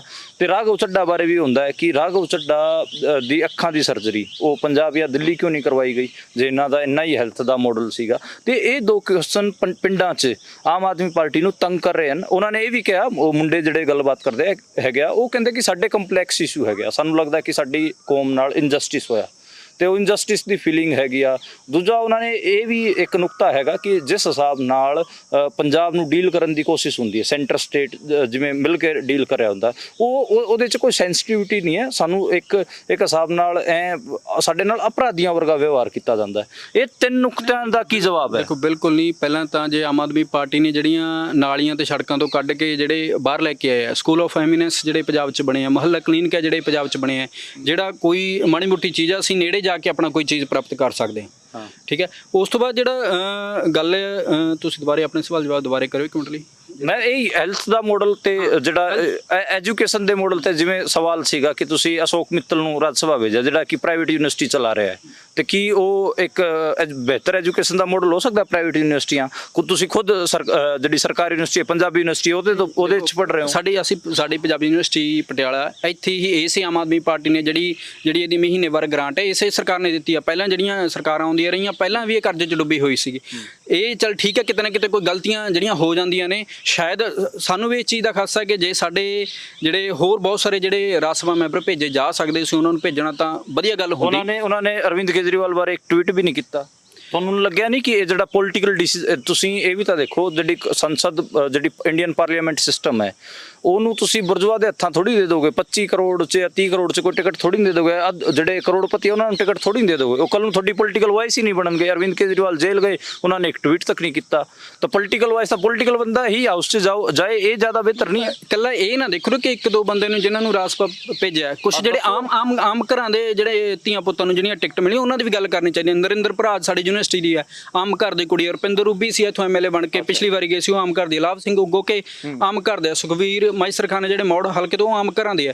ਜ਼ਿਆਦਾਤਰ ਜਿਹੜੀਆਂ ਟਿਕਟਾਂ ਦੀ ਵੰਡ ਹੋਈ ਉਹ ਆਮ ਘਰਾਂ ਦੇ ਜ਼ਿਆਦਾਤਰ ਤਾਂ ਨੌਜਵਾਨਾਂ ਨੂੰ ਦਿੱਤੀਆਂ ਗਈਆਂ ਨੇ, ਜਿਹੜੇ ਬਾਕੀਆਂ ਨੂੰ ਵੀ ਦਿੱਤੀਆਂ ਉਹ ਆਮ ਘਰਾਂ ਦੇ। ਕੋਈ ਠੀਕ ਹੈ, ਕੁਛ ਜਿਹੜੇ ਤੁਸੀਂ ਗੱਲ ਕਰੀ ਹੈ ਰਾਜ ਸਭਾ ਮੈਂਬਰ ਦੀ, ਲਵਲੀ ਪ੍ਰੋਫੈਸ਼ਨਲ ਯੂਨੀਵਰਸਿਟੀ ਵਾਲੇ ਦੀ ਗੱਲ ਕਰੀ ਹੈ, ਤਾਂ ਰਾਘਵ ਚੱਡਾ ਜਿਹੜਾ ਦਿੱਲੀ ਤੋਂ ਉਹਨਾਂ ਦੀ ਗੱਲ ਕਰੀ ਹੈ, ਹਰਭਜਨ ਸਿੰਘ ਕ੍ਰਿਕਟਰ ਹੈਗੇ ਆ ਉਹ ਆਪਣੇ ਪੰਜਾਬ ਦੇ ਹੀ ਆ, ਉਹ ਗਏ ਆ ਰਾਜ ਸਭਾ ਚੁਣ ਕੇ। ਹਾਂ, ਤਾਂ ਇੱਕ ਮੈਨੂੰ ਇੱਕ ਹੋਰ ਗੱਲ ਦੱਸੋ, ਜਿਹੜੀ ਸੈਂਸ ਆਫ ਇਨਜਸਟਿਸ ਦੀ ਉਹ ਗੱਲ ਕਰ ਰਹੇ ਹਨ ਕਿ ਸਾਡੇ ਨਾਲ ਜਿਹੜਾ ਵਿਵਹਾਰ ਕੀਤਾ ਜਾਂਦਾ ਉਹ ਅਪਰਾਧੀਆਂ ਵਰਗਾ ਕੀਤਾ ਜਾਂਦਾ। ਸਾਲ 2023 ਮਾਰਚ 2023 'ਚ ਤੁਸੀਂ ਦੇਖੋ ਅੰਮ੍ਰਿਤਪਾਲ ਸਿੰਘ ਵਾਲਾ ਜਿਹੜਾ ਵਰਤਾਰਾ ਹੈ ਉਹਦੇ 'ਚ ਜਿਸ ਹਿਸਾਬ ਨਾਲ ਪੰਜਾਬ ਦੇ ਹਰ ਡਿਸਟ੍ਰਿਕਟ 'ਚ ਫਲੈਗ ਮਾਰਚ ਹੋਏ, ਸੈਂਟਰ ਨਾਲ ਰਲ ਕੇ ਪੰਜਾਬ ਪੁਲਿਸ ਨੇ ਜਿਸ ਹਿਸਾਬ ਦੇ ਇੱਕ ਹਿਸਾਬ ਨਾਲ ਕ੍ਰੈਕਡਾਊਨ ਕੀਤਾ। ਉਸ ਤੋਂ ਇਲਾਵਾ ਹਿਊਮਨ ਰਾਈਟਸ ਦੀ ਵਾਇਲੇਸ਼ਨ ਦੇ ਬਹੁਤ ਗੱਲ ਹੋਈ। ਇਹ ਵੀ ਕਿਹਾ ਗਿਆ ਕਿ ਮੁੰਡਿਆਂ ਨੂੰ ਜੇ ਤੁਸੀਂ ਜੇਲ੍ਹ 'ਚ ਸੱਟਣਾ ਵੀ ਸੀ, ਉਹਨਾਂ ਤੇ ਕੋਈ ਜੁਡੀਸ਼ੀਅਲ ਕਸਟਡੀ 'ਚ ਲੈਣਾ ਸੀਗਾ ਤੇ ਕੀ ਪੰਜਾਬ ਦੀਆਂ ਜੇਲ੍ਹਾਂ ਨਹੀਂ ਹੈਗੀਆਂ। ਤੇ ਇਸ ਕਿਸਮ ਦੇ ਕੁਐਸਚਨ ਇਹ ਕੁਐਸਚਨ ਤਾਂ ਸੈਂਸ ਆਫ ਇਨਜਸਟਿਸ ਤਾਂ ਕਮਿਊਨਿਟੀ ਫੀਲ ਕਰਦੀ ਹੈ। ਨਹੀਂ, ਅੰਮ੍ਰਿਤਪਾਲ ਗੁਰੂ ਗ੍ਰੰਥ ਸਾਹਿਬ ਲੈ ਕੇ ਥਾਣੇ 'ਚ ਲਿਜਾਣਾ ਕਿ ਉਹ ਇੱਕ ਚੰਗੀ ਚੀਜ਼ ਸੀਗੀ? ਕਿਉਂਕਿ ਅਕਾਲੀ ਦਲ ਸਰਕਾਰ ਦੇ ਵਿੱਚ ਹੀ ਬਰਗਾੜੀ ਕਾਂਡ ਹੋਇਆ। ਉਹ ਦੂਜਾ ਜੇ ਥਾਣੇ ਦੇ ਵਿੱਚ ਲੈ ਕੇ ਗਏ ਆ, ਉੱਥੇ ਬਾਈ ਚਾਂਸ ਕੋਈ ਸ਼ਰਾਰਤੀ ਅਨਸਰ ਹੁੰਦੇ ਤਾਂ ਉੱਥੇ ਕੋਈ ਜਿਹੜੀ ਸਾਡੇ ਗੁਰੂ ਗ੍ਰੰਥ ਸਾਹਿਬ ਦੀ ਕੋਈ ਬੇਅਦਬੀ ਹੁੰਦੀ ਤਾਂ ਉਹ ਕਿੱਡੀ ਚੰਗੀ ਗੱਲ ਸੀ। ਨਹੀਂ ਹੋਈ ਤਾਂ ਨਹੀਂ। ਮੈਂ ਇੱਕ ਦੇਖੋ ਇੱਕ ਗੱਲ ਹੈ, ਇੱਕ ਪੱਤਰਕਾਰਤਾ 'ਚ ਇੱਕ ਗੱਲ ਹੁੰਦੀ ਹੈ, ਉਹ ਹੁੰਦੀ ਹੈ ਕਿ ਇੱਕ ਪੋਸੀਬਿਲਿਟੀ 'ਚ ਗੱਲ ਕਰਨਾ, ਇੱਕ ਰੀਅਲ ਇਨਸੀਡੈਂਟ ਤੇ ਗੱਲ ਕਰਨਾ। ਜਦੋਂ ਉਹ ਪਾਸਟ ਹੋ ਚੁੱਕਿਆ, ਯਾਨੀ ਕਿ ਉਹ ਇਨਸੀਡੈਂਟ ਬੀਤ ਚੁੱਕਿਆ, ਤਾਂ ਫਿਰ ਉਹਦੇ 'ਚ ਤਾਂ ਆਪਣੇ ਕੋਲ ਫੈਕਟ ਹੈਗੇ ਆ। ਫੈਕਟ ਤੁਸੀਂ ਇਹ ਫੈਕਟ ਤਾਂ ਵਰਤ ਸਕਦੇ ਹੋ ਕਿ ਥਾਣੇ ਦਾ ਘਰਾਓ ਕਰਨਾ ਕਿੰਨਾ ਗਲਤ ਸੀ, ਕਿੰਨਾ ਸੀ ਸਹੀ ਸੀ। ਤੁਸੀਂ ਬੇਅਦਬੀ ਤੱਕ ਲੈ ਕੇ ਜਾਂਦੇ ਹੋ, ਉਹ ਗਲਤ ਹੈ। ਘਰਾਓ ਕਰਨਾ ਪਹਿਲਾਂ ਕਿਹੜਾ ਥਾਣੇ ਦੇ ਘਰਾਓ ਨਹੀਂ ਹੁੰਦੇ, ਹਰ ਕਿਤੇ ਨਾ ਕਿਤੇ ਨੁਕਤਾ ਤਾਂ ਅੱਡ ਹੁੰਦਾ ਹੈ। ਸਾਲ 2 ਸਾਲ ਦੇ ਵਿੱਚ ਕਿਤੇ ਨਾ ਕਿਤੇ ਤੁਸੀਂ ਧਰਨੇ ਦਾ ਘਰਾਓ ਦੇਖੋਗੇ। ਗੱਲ ਹੀ ਨਹੀਂ ਹੈ ਤਾਂ ਫਿਰ ਹੋਰ ਬਹੁਤ ਸਾਰੇ ਮੁੱਦੇ, ਹਰ ਕੋਈ ਬੰਦਾ ਆਪਣਾ, ਜੇ ਕਿਸੇ ਕੋਈ ਹਿੰਦੂ ਧਰਮ ਦਾ ਹੋ ਗਿਆ, ਕਿ ਬੰਦਾ ਕਿ ਆਪਣੀ ਤੁਹਾਨੂੰ ਲੱਗਦਾ ਕਿ ਉਹਨਾਂ ਜਿੰਨਾ ਉਹਨਾਂ ਨੇ ਮੰਨ ਲਓ ਕਿ ਜੇ ਉਹਨਾਂ ਤੋਂ ਕੋਈ ਗਲਤੀ ਹੋਈ ਹੈ, ਜਿੰਨਾ ਹੀ ਉਹਨਾਂ ਦੀ ਗਲਤੀ ਸੀ, ਉਹ ਤੋਂ ਵੱਡੀ ਸਜ਼ਾ ਨਹੀਂ ਦਿੱਤੀ ਸਟੇਟ ਨੇ। ਜੇ ਉਹ ਕਾਨੂੰਨ ਦੀ ਮੰਨਦੇ ਆ ਤਾਂ ਬਾਈ ਕਾਨੂੰਨ ਬਾਹਰ ਆ ਕੇ ਲੜਾਈ ਲੜ ਸਕਦੇ ਆ। ਪਰ ਕਾਰਨ ਕੀ ਹੈ ਕਿ ਉਹਨਾਂ ਨੇ ਆਉਣਾ ਤਾਂ ਆਪਣਾ ਪੋਲੀਟੀਕਲ ਮੇਨ ਸਟ੍ਰੀਮ ਦੇ ਵਿੱਚ ਸੀਗਾ। ਜੇ ਉਹਨਾਂ ਨੇ ਲੜਨਾ ਸੀ ਪਹਿਲਾਂ ਹੀ ਕਲੀਅਰ ਕਰਕੇ ਚੱਲਦੇ, ਕਿਉਂ ਜਿਹੜਾ ਪੰਜਾਬ ਦੇ ਮੁੰਡਿਆਂ ਨੂੰ ਇੱਕ ਬਰਗਲਾ ਕੇ ਇਸ ਤਰੀਕੇ ਨਾਲ ਲੈ ਕੇ ਆਉਣਾ ਕਿ ਉਹਨਾਂ ਨੂੰ ਅਸੀਂ ਠੀਕ ਹੈ ਨਸ਼ਾ ਛਡਾਇਆ, ਅੰਮ੍ਰਿਤ ਛਕਾਇਆ, ਬਹੁਤ ਚੰਗੀ ਗੱਲ ਹੈ, ਹੋਣੀ ਵੀ ਚਾਹੀਦੀ ਆ। ਪਰ ਇਹ ਨਹੀਂ ਹੈਗਾ ਕਿ ਅਸੀਂ ਸਿਰਫ ਬਾਕੀ ਜਿਹੜਾ ਸੰਵਿਧਾਨ ਹੈਗਾ ਉਹਨੂੰ ਮੰਨੀਏ। ਹੁਣ ਵੀ ਤਾਂ ਜੇ ਇਲੈਕਸ਼ਨ ਲੜ ਰਹੇ ਆ, ਉਸੇ ਸਾਡੇ ਸੰਵਿਧਾਨ ਦੇ ਅੰਡਰ ਹੀ ਲੜ ਰਹੇ ਆ। ਅੱਛਾ, ਤਾਂ ਤੁਸੀਂ ਬਾਈ ਜੀ ਦੀ ਗੱਲ ਸੁਣੀ, ਆਮ ਆਦਮੀ ਪਾਰਟੀ ਨੂੰ ਡਿਫੈਂਡ ਕਰਨ ਦੀ ਇੱਕ ਕੋਸ਼ਿਸ਼ ਹੈਗੀ ਆ ਇਹਨਾਂ ਦੀ, ਤੇ ਇਹਨਾਂ ਨੇ ਕਈ ਚੀਜ਼ਾਂ ਮੁਹੱਲਾ ਕਲੀਨਿਕ ਤੋਂ ਲੈ ਕੇ ਔਰ ਐਮੀਨੈਂਸ ਦੀ ਗੱਲ ਕੀਤੀ ਇੰਸਟੀਟਿਊਟ ਤੋਂ। ਉਹ ਜਿਹੜੇ ਐਮੀਨੈਂਸ ਦੇ ਇੰਸਟੀਟਿਊਸ਼ਨਸ ਹੈਗੇ ਉਹ ਤੁਸੀਂ ਕੋਈ ਦੇਖੇ, ਤੇ ਤੁਸੀਂ ਹੋਰ ਜਿਹੜੀ ਇਹਨਾਂ ਦੀਆਂ ਗੱਲਾਂ ਸੀਗੀਆਂ ਉਹਨਾਂ ਨਾਲ ਕਿੰਨਾ ਖਰਾਬਤਾ ਰੱਖਦੇ ਹੋ? ਤੇ ਇੱਕ ਆਪਣਾ ਨਾਂ ਤੇ ਆਪਣਾ ਜਿਹੜਾ ਇੱਕ ਪਿਛੋਕੜ ਉਹ ਜ਼ਰੂਰ ਦੱਸਿਓ। ਮੇਰਾ ਨਾਮ ਰਸ਼ਪਿੰਦਰ ਜਿੰਮੀ ਆ। ਬੇਸਿਕਲੀ ਮੈਂ ਵਿਦਿਆਰਥੀ ਜਥੇਬੰਦੀ ਪੰਜਾਬ ਰੈਡੀਕਲ ਸਟੂਡੈਂਟ ਯੂਨੀਅਨ ਦਾ ਆਗੂ ਹਾਂ, ਤੇ ਇਸੇ ਰਾਜਨੀਤੀ ਦੇ ਨਾਲ ਲਗਾਤਾਰ ਜੁੜਿਆ ਹੋਇਆਗਾ। ਤੇ ਜਿਹੜੀ ਗੱਲ ਇੱਥੇ ਪੰਜਾਬ ਦੇ ਵਿੱਚ ਚੋਣਾਂ ਦਾ ਜੋ ਮਾਹੌਲ ਚੱਲ ਰਿਹਾ ਹੈਗਾ, ਉਹਦੇ ਅੰਦਰ ਦੇਖੋ ਸਾਫ਼-ਸਾਫ਼ ਇਹ ਹੈ ਕਿ ਪੰਜਾਬ ਦੇ ਵਿੱਚ ਆਮ ਆਦਮੀ ਦੀ ਸਰਕਾਰ ਹੈਗੀ। ਪੰਜਾਬ ਦੇ ਵਿੱਚ ਆਮ ਆਦਮੀ ਦੀ ਸਰਕਾਰ ਆ। ਜਿਹੜੇ ਵਾਅਦੇ ਲੈ ਕੇ ਆਏ ਸੀ, ਹਾਲਾਂਕਿ ਇਹਨਾਂ ਨੇ 1000 ਰੁਪਏ ਵਾਲੀ ਜਿਹੜੀ ਆ ਗੱਲ ਉਹ ਕੀਤੀ ਆ ਵੀ ਉਹ ਹਾਲੇ ਤੱਕ ਨਹੀਂ ਪੂਰੀ ਹੋਈ। ਤੇ ਨਾਲ ਹੀ ਪਰ ਜਿਹੜਾ ਉਹ ਐਜੂਕੇਸ਼ਨ ਦਾ ਮਾਡਲ ਆ, ਹੈਲਥ ਦਾ ਮਾਡਲ ਆ, ਜਾਂ ਦਿਖਾਉਣ ਦੀ ਕੋਸ਼ਿਸ਼ ਕੀਤੀ, ਪਹਿਲਾਂ ਤਾਂ ਉਹ ਮਾਡਲ ਦੇ ਉੱਤੇ ਹੀ ਸਵਾਲ ਖੜੇ ਹੁੰਦੇ ਸੀਗੇ। ਚਲੋ ਸਿੱਖਿਆ ਦੇ ਵਿੱਚ ਲਹਿਰਾਂ ਬਹਿਰਾਂ ਬਣਾਉਣ ਦੀ ਗੱਲ ਕੀਤੀ ਗਈ ਸੀ, ਤਾਂ ਆਪਾਂ ਦੇਖ ਸਕਦੇ ਹਾਂ ਕਿ ਜਿਹੜੀਆਂ ਪਾਲਿਸੀਜ਼ ਆ ਇਦੋਂ ਪਹਿਲਾਂ ਕਾਂਗਰਸ ਲਾਗੂ ਕਰ ਰਹੀ ਸੀ, ਉਦੋਂ ਪਹਿਲਾਂ ਅਕਾਲੀ ਦਲ ਲਾਗੂ ਕਰ ਰਹੀ ਸੀ, ਉਹਦੇ ਨਾਲੋਂ ਕਿਸੇ ਵੀ ਕਿਸਮ ਦਾ ਕੋਈ ਫਰਕ ਨਹੀਂ ਹੈਗਾ। ਉਹੀ ਪਾਲਿਸੀਆਂ ਕਿ ਜਿਹੜਾ ਜੌਬ ਦਾ ਕ੍ਰਾਈਸਿਸ ਅਕਾਲੀਆਂ ਵੇਲੇ ਸੀਗਾ, ਜਿਹੜਾ ਕਾਂਗਰਸੀਆਂ ਵੇਲੇ ਰਿਹਾ, ਉਹ ਅੱਜ ਵੀ ਆ। ਉਹੀ ਜਿਹੜੇ ਲਾਰੇ ਤੇ ਵਾਅਦੇ, ਉਹੀ ਝੂਠੀਆਂ ਗੱਲਾਂ ਵੀ ਇੰਨੇ ਹਜ਼ਾਰ ਨੌਕਰੀਆਂ ਦੇ ਦਿੱਤੀਆਂ ਜਿਹੜੀਆਂ ਕਾਂਗਰਸੀਆਂ ਵੇਲੇ ਸੀਗੀਆਂ, ਉਹ ਅੱਜ ਨਹੀਂ ਗੀਆਂ। ਉਹੀ ਚੀਜ਼ਾਂ ਕਿ ਜਦੋਂ ਇੱਥੇ ਚੰਨੀ ਆਉਂਦਾ ਤਾਂ ਜਦ ਇੱਥੇ ਪ੍ਰਨੀਤ ਕੌਰ ਆਉਂਦੀ ਹੈ, ਜਾਂ ਈਵਨ ਕੈਪਟਨ ਅਮਰਿੰਦਰ ਵੀ ਆਪ ਜਿਹੜੇ ਬਿਆਨ ਦਿੰਦਾ ਸਿੱਖਿਆ ਨੂੰ ਲੈ ਕੇ, ਉਹ ਸਾਰੇ ਝੂਠੇ ਨਿਕਲਦੇ ਆ। ਪੰਜਾਬੀ ਯੂਨੀਵਰਸਿਟੀ ਵਰਗੇ ਅਦਾਰਾ ਜਿਹੜਾ ਪੰਜਾਬੀ ਭਾਸ਼ਾ ਦੇ ਨਾਂ ਤੇ ਬਣਿਆ ਹੋਇਆ, ਸੰਸਾਰ ਦੇ ਵਿੱਚ ਇਹ ਦੂਜੀ ਯੂਨੀਵਰਸਿਟੀ ਆ ਜਿਹੜੀ ਭਾਸ਼ਾ ਦੇ ਨਾਂ ਤੇ ਬਣੀ ਹੋਈ ਆ। ਇਸ ਯੂਨੀਵਰਸਿਟੀ ਦੇ ਵਿੱਚ 3 ਜਾਂ 4 ਵਾਰ ਮੁੱਖ ਮੰਤਰੀ ਆ ਚੁੱਕੇ ਨੇਗੇ, ਤੇ ਇੱਥੇ ਆ ਕੇ ਇੱਥੋਂ ਦੀ ਜਿਹੜੀਆਂ ਸਮੱਸਿਆਵਾਂ ਨੇ ਇਹਦੇ ਬਾਰੇ ਵੀ ਉਹ ਲਗਾਤਾਰ ਬੋਲ ਚੁੱਕੇ ਨੇਗੇ। ਤੁਸੀਂ ਦੇਖੋਗੇ ਕਿਸਾਨਾਂ ਦਾ ਤੁਸੀਂ ਕਵਰ ਕਰਦੇ ਰਹੇ ਹੋ, ਕਿਸਾਨਾਂ ਦੇ ਕਰਜ਼ੇ ਦੀ ਸਮੱਸਿਆ ਨੂੰ ਕਵਰ ਕਰਦੇ ਰਹੇ ਹੋ, ਕਿਸਾਨਾਂ ਦਾ ਜਿਹੜਾ MSP ਦਾ ਮਸਲਾ। ਪਰ ਸਾਡੀ ਜਿਹੜੀ ਯੂਨੀਵਰਸਿਟੀ ਜਦੋਂ ਸਰਕਾਰਾਂ ਇਹ ਮੰਨਦੀਆਂ ਨੇਗੀਆਂ, ਇੱਥੇ ਵੱਡੇ ਵੱਡੇ ਕਮਿਸ਼ਨ ਇਹ ਮੰਨ ਚੁੱਕੇ ਨੇ ਕਿ ਜਿਹੜੀਆਂ ਇਹ ਇੰਸਟੀਚਿਊਟਸ ਨੇ ਇਹ ਪਬਲਿਕ ਫੰਡਿੰਗ ਤੋਂ ਬਿਨਾਂ ਚੱਲ ਨਹੀਂ ਸਕਦੇ। ਤੁਸੀਂ ਦੇਖੋਗੇ ਪਬਲਿਕ ਫੰਡਿੰਗ ਦੇਣੀ ਤਾਂ ਦੂਰ ਦੀ ਗੱਲ ਆ ਗਈ, ਇਹ ਇੰਸਟੀਚਿਊਟ ਲਗਾਤਾਰ ਸਰਕਾਰਾਂ ਨੇ ਇਹਨੂੰ ਘਾਟੇ 'ਚ ਪਾਇਆ, ਔਰ ਇੱਥੋਂ ਦੀਆਂ ਬਿਲਡਿੰਗਸ ਗਿਰਵੀ ਰੱਖ ਕੇ ਮਤਲਬ ਯੂਨੀਵਰਸਿਟੀ ਚਲਾਈ ਜਾ ਰਹੀ। ਤੇ ਅੱਜ ਯੂਨੀਵਰਸਿਟੀ 150 ਕਰੋੜ ਪਲੱਸ ਦਾ ਕਰਜ਼ਾ ਹੈਗਾ। ਪਿਛਲੇ ਦਿਨਾਂ ਦੇ ਵਿੱਚ ਅਸੀਂ ਇਸ ਮਸਲੇ ਦੇ ਉੱਤੇ ਲਗਾਤਾਰ ਧਰਨਾ ਦਿੱਤਾ ਆਮ ਆਦਮੀ ਸਰਕਾਰ ਦੇ ਖਿਲਾਫ, ਪੰਜਾਬ ਸਰਕਾਰ ਦੇ ਖਿਲਾਫ, ਕਿ ਸਾਡਾ ਜਿਹੜਾ ਅਦਾਰਾ ਹੈਗਾ ਉਹਨੂੰ ਕਰਜ਼ੇ ਤੋਂ ਬਾਹਰ ਕੀਤਾ ਜਾਵੇ, ਕਰਜ਼ਾ ਮੁਕਤ ਕੀਤਾ ਜਾਵੇ, ਤੇ ਨਾਲ ਦੀ ਨਾਲ ਇਹਦੀ ਗ੍ਰਾਂਟ ਜਿਹੜੀ ਆ ਉਹ ਵਧਾਈ ਜਾਵੇ ਤਾਂ ਕਿ ਇਹ ਅਦਾਰਾ ਚੱਲ ਸਕੇ। ਤੁਸੀਂ ਪੰਜਾਬੀਅਤ ਦੀ ਗੱਲ ਕਰਦੇ ਹੋ, ਪਰ ਇੱਥੇ ਹੁੰਦਾ ਕੀ ਆ, ਧਰਨਾ ਲਾਉਣ ਤੋਂ ਬਾਅਦ ਲਗਾਤਾਰ ਚਲੋ ਗ੍ਰਾਂਟ ਦੇ ਵਿੱਚੋਂ ਵਾਧਾ ਹੁੰਦਾ, ਉਹ ਇੱਕ ਧਰਨੇ ਦੀ ਬਦੌਲਤ, ਸਾਡੇ ਸੰਘਰਸ਼ ਦੀ ਬਦੌਲਤ, ਜਿਹਦੇ ਵਿੱਚ ਇੱਥੇ ਵਿਦਿਆਰਥੀਆਂ ਦਾ, ਅਧਿਆਪਕਾਂ ਦਾ ਤੇ ਨਾਨ ਟੀਚਿੰਗ ਦਾ ਇੱਕ ਬਹੁਤ ਵੱਡਾ ਯੋਗਦਾਨ ਰਿਹਾ। ਪਰ ਇੱਥੇ 150 ਕਰੋੜ ਬਾਰੇ ਜਦੋਂ ਇੱਥੇ ਹਾਲ ਦੇ ਵਿੱਚ ਖੜ ਕੇ ਭਗਵੰਤ ਮਾਨ ਇਹ ਬੋਲਦੇ ਆ ਕਿ ਯਾਰ ਕਿਸਾਨ ਤਾਂ ਕਰਜ਼ੇ 'ਚ ਸੁਣੇ ਸੀ, ਮਜ਼ਦੂਰ ਕਰਜ਼ੇ 'ਚ ਸੁਣੇ ਸੀਗੇ, ਕਿ ਯੂਨੀਵਰਸਿਟੀਆਂ ਵੀ ਕਰਜ਼ੇ 'ਚ ਹੁੰਦੀਆਂ ਨੇ, ਪਹਿਲੀ ਵਾਰ ਸੁਣਿਆ। ਉਹ ਲਗਾਤਾਰ ਆਪਾਂ ਦੇਖ ਸਕਦੇ ਹਾਂ ਕਿ ਉਹ ਜਿਹੜਾ ਲਾਰਾ ਲਗਾਤਾਰ ਐ ਚੱਲਦਾ ਆ ਰਿਹਾ। ਇੱਥੇ ਹੋਸਟਲ ਹੈ ਨਹੀਂ ਕੁੜੀਆਂ ਦਾ ਤੇ ਮੁੰਡਿਆਂ ਦਾ, ਤੁਸੀਂ ਹੋਸਟਲ ਦੇਖ ਸਕਦੇ ਹੋ, ਹਾਲਤ ਇਹ ਨੇ ਕਿ ਉਹ ਡਿੱਗਣ ਦੇ ਕਿਨਾਰੇ ਦੇ ਨੇਗੇ। ਦਹਾਕਿਆਂ ਪੁਰਾਣੇ ਜਿਹੜੇ ਆ ਹੋਸਟਲ ਨੇ, ਜਿਹੜੇ ਆਪਦੀ ਮਿਆਦ ਪੁੱਗ ਚੁੱਕੇ ਨੇ।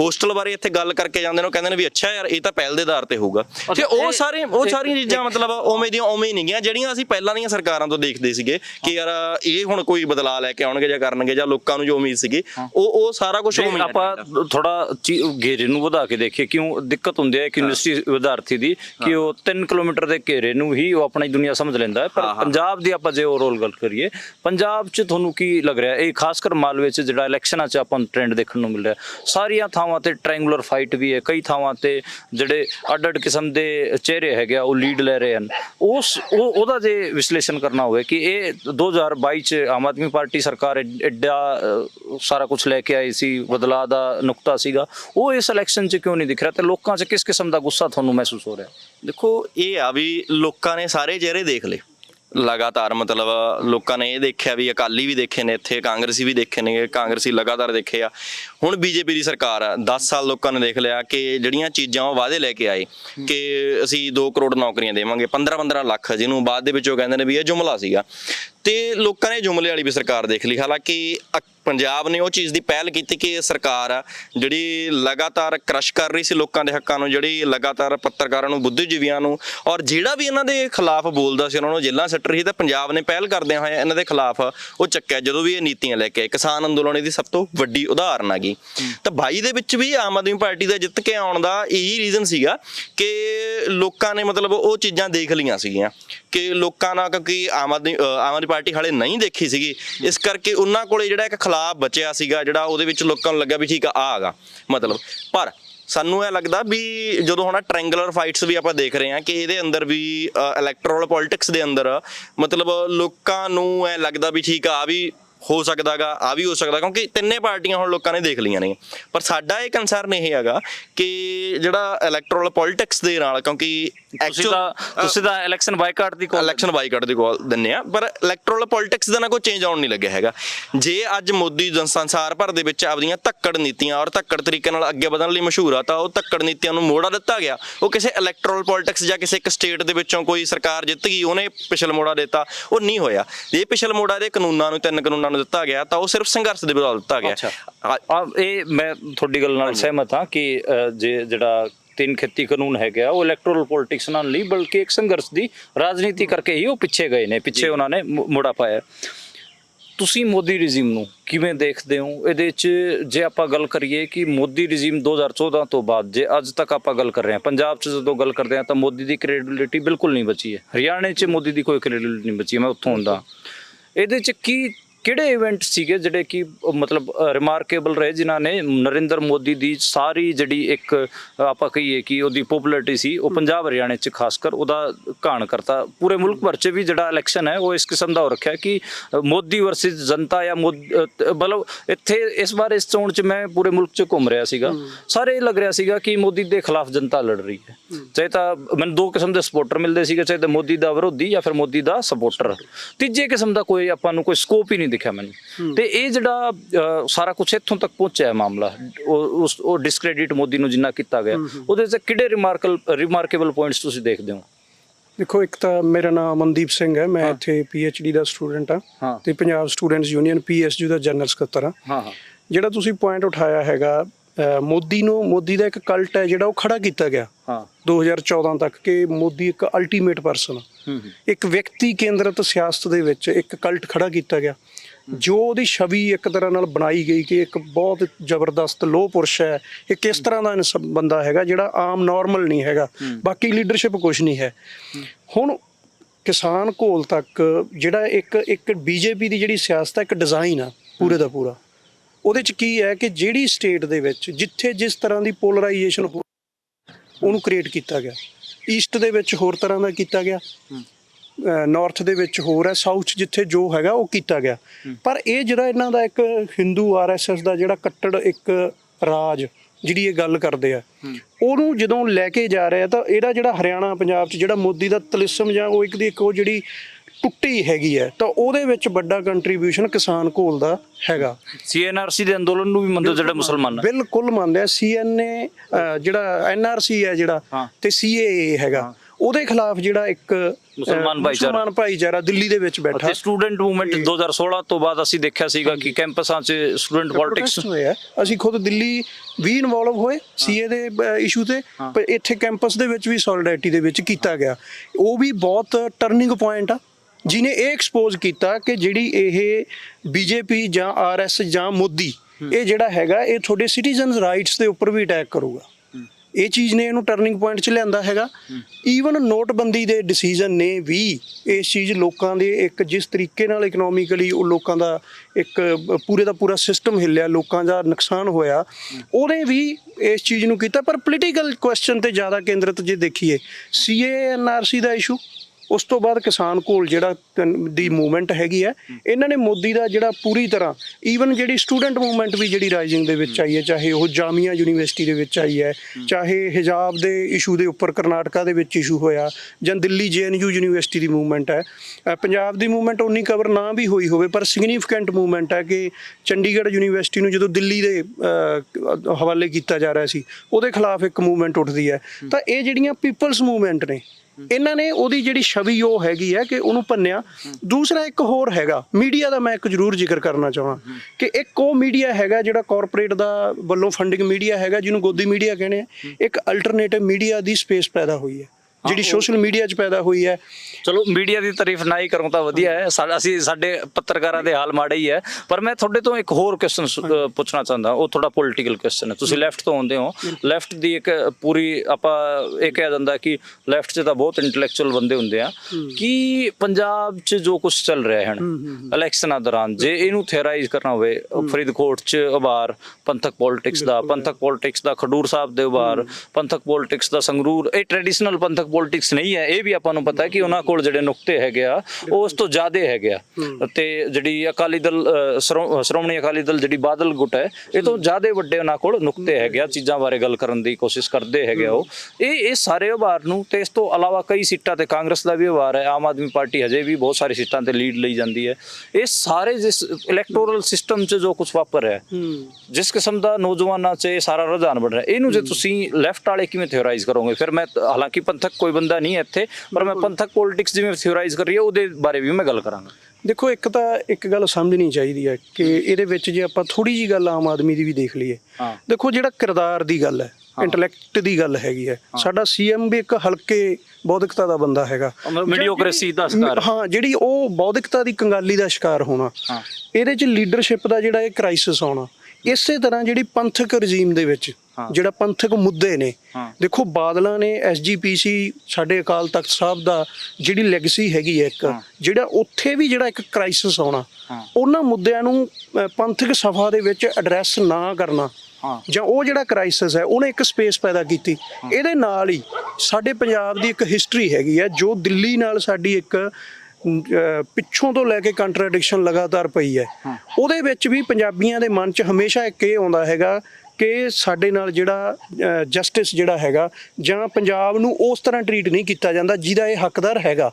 ਤਾਂ ਉਹ ਜਿਹੜੀਆਂ ਭਾਵਨਾਵਾਂ ਨੇ ਉਹਦੇ 'ਚੋਂ ਆਉਣਾ। ਥਰਡ ਪੁਆਇੰਟ ਜਿਹੜਾ ਪੰਥਕ ਜਿਹੜੀ ਲੀਡਰਸ਼ਿਪ 'ਚੋਂ ਆਈ ਹੈ, ਦੇਖੋ ਡਾਇਰੈਕਟਲੀ ਨਸ਼ੇ ਦੇ ਇਸ਼ੂ ਨੂੰ ਆਮ ਆਦਮੀ ਪਾਰਟੀ ਨੇ ਪ੍ਰੋਪੇਗੇਟ ਕੀਤਾ।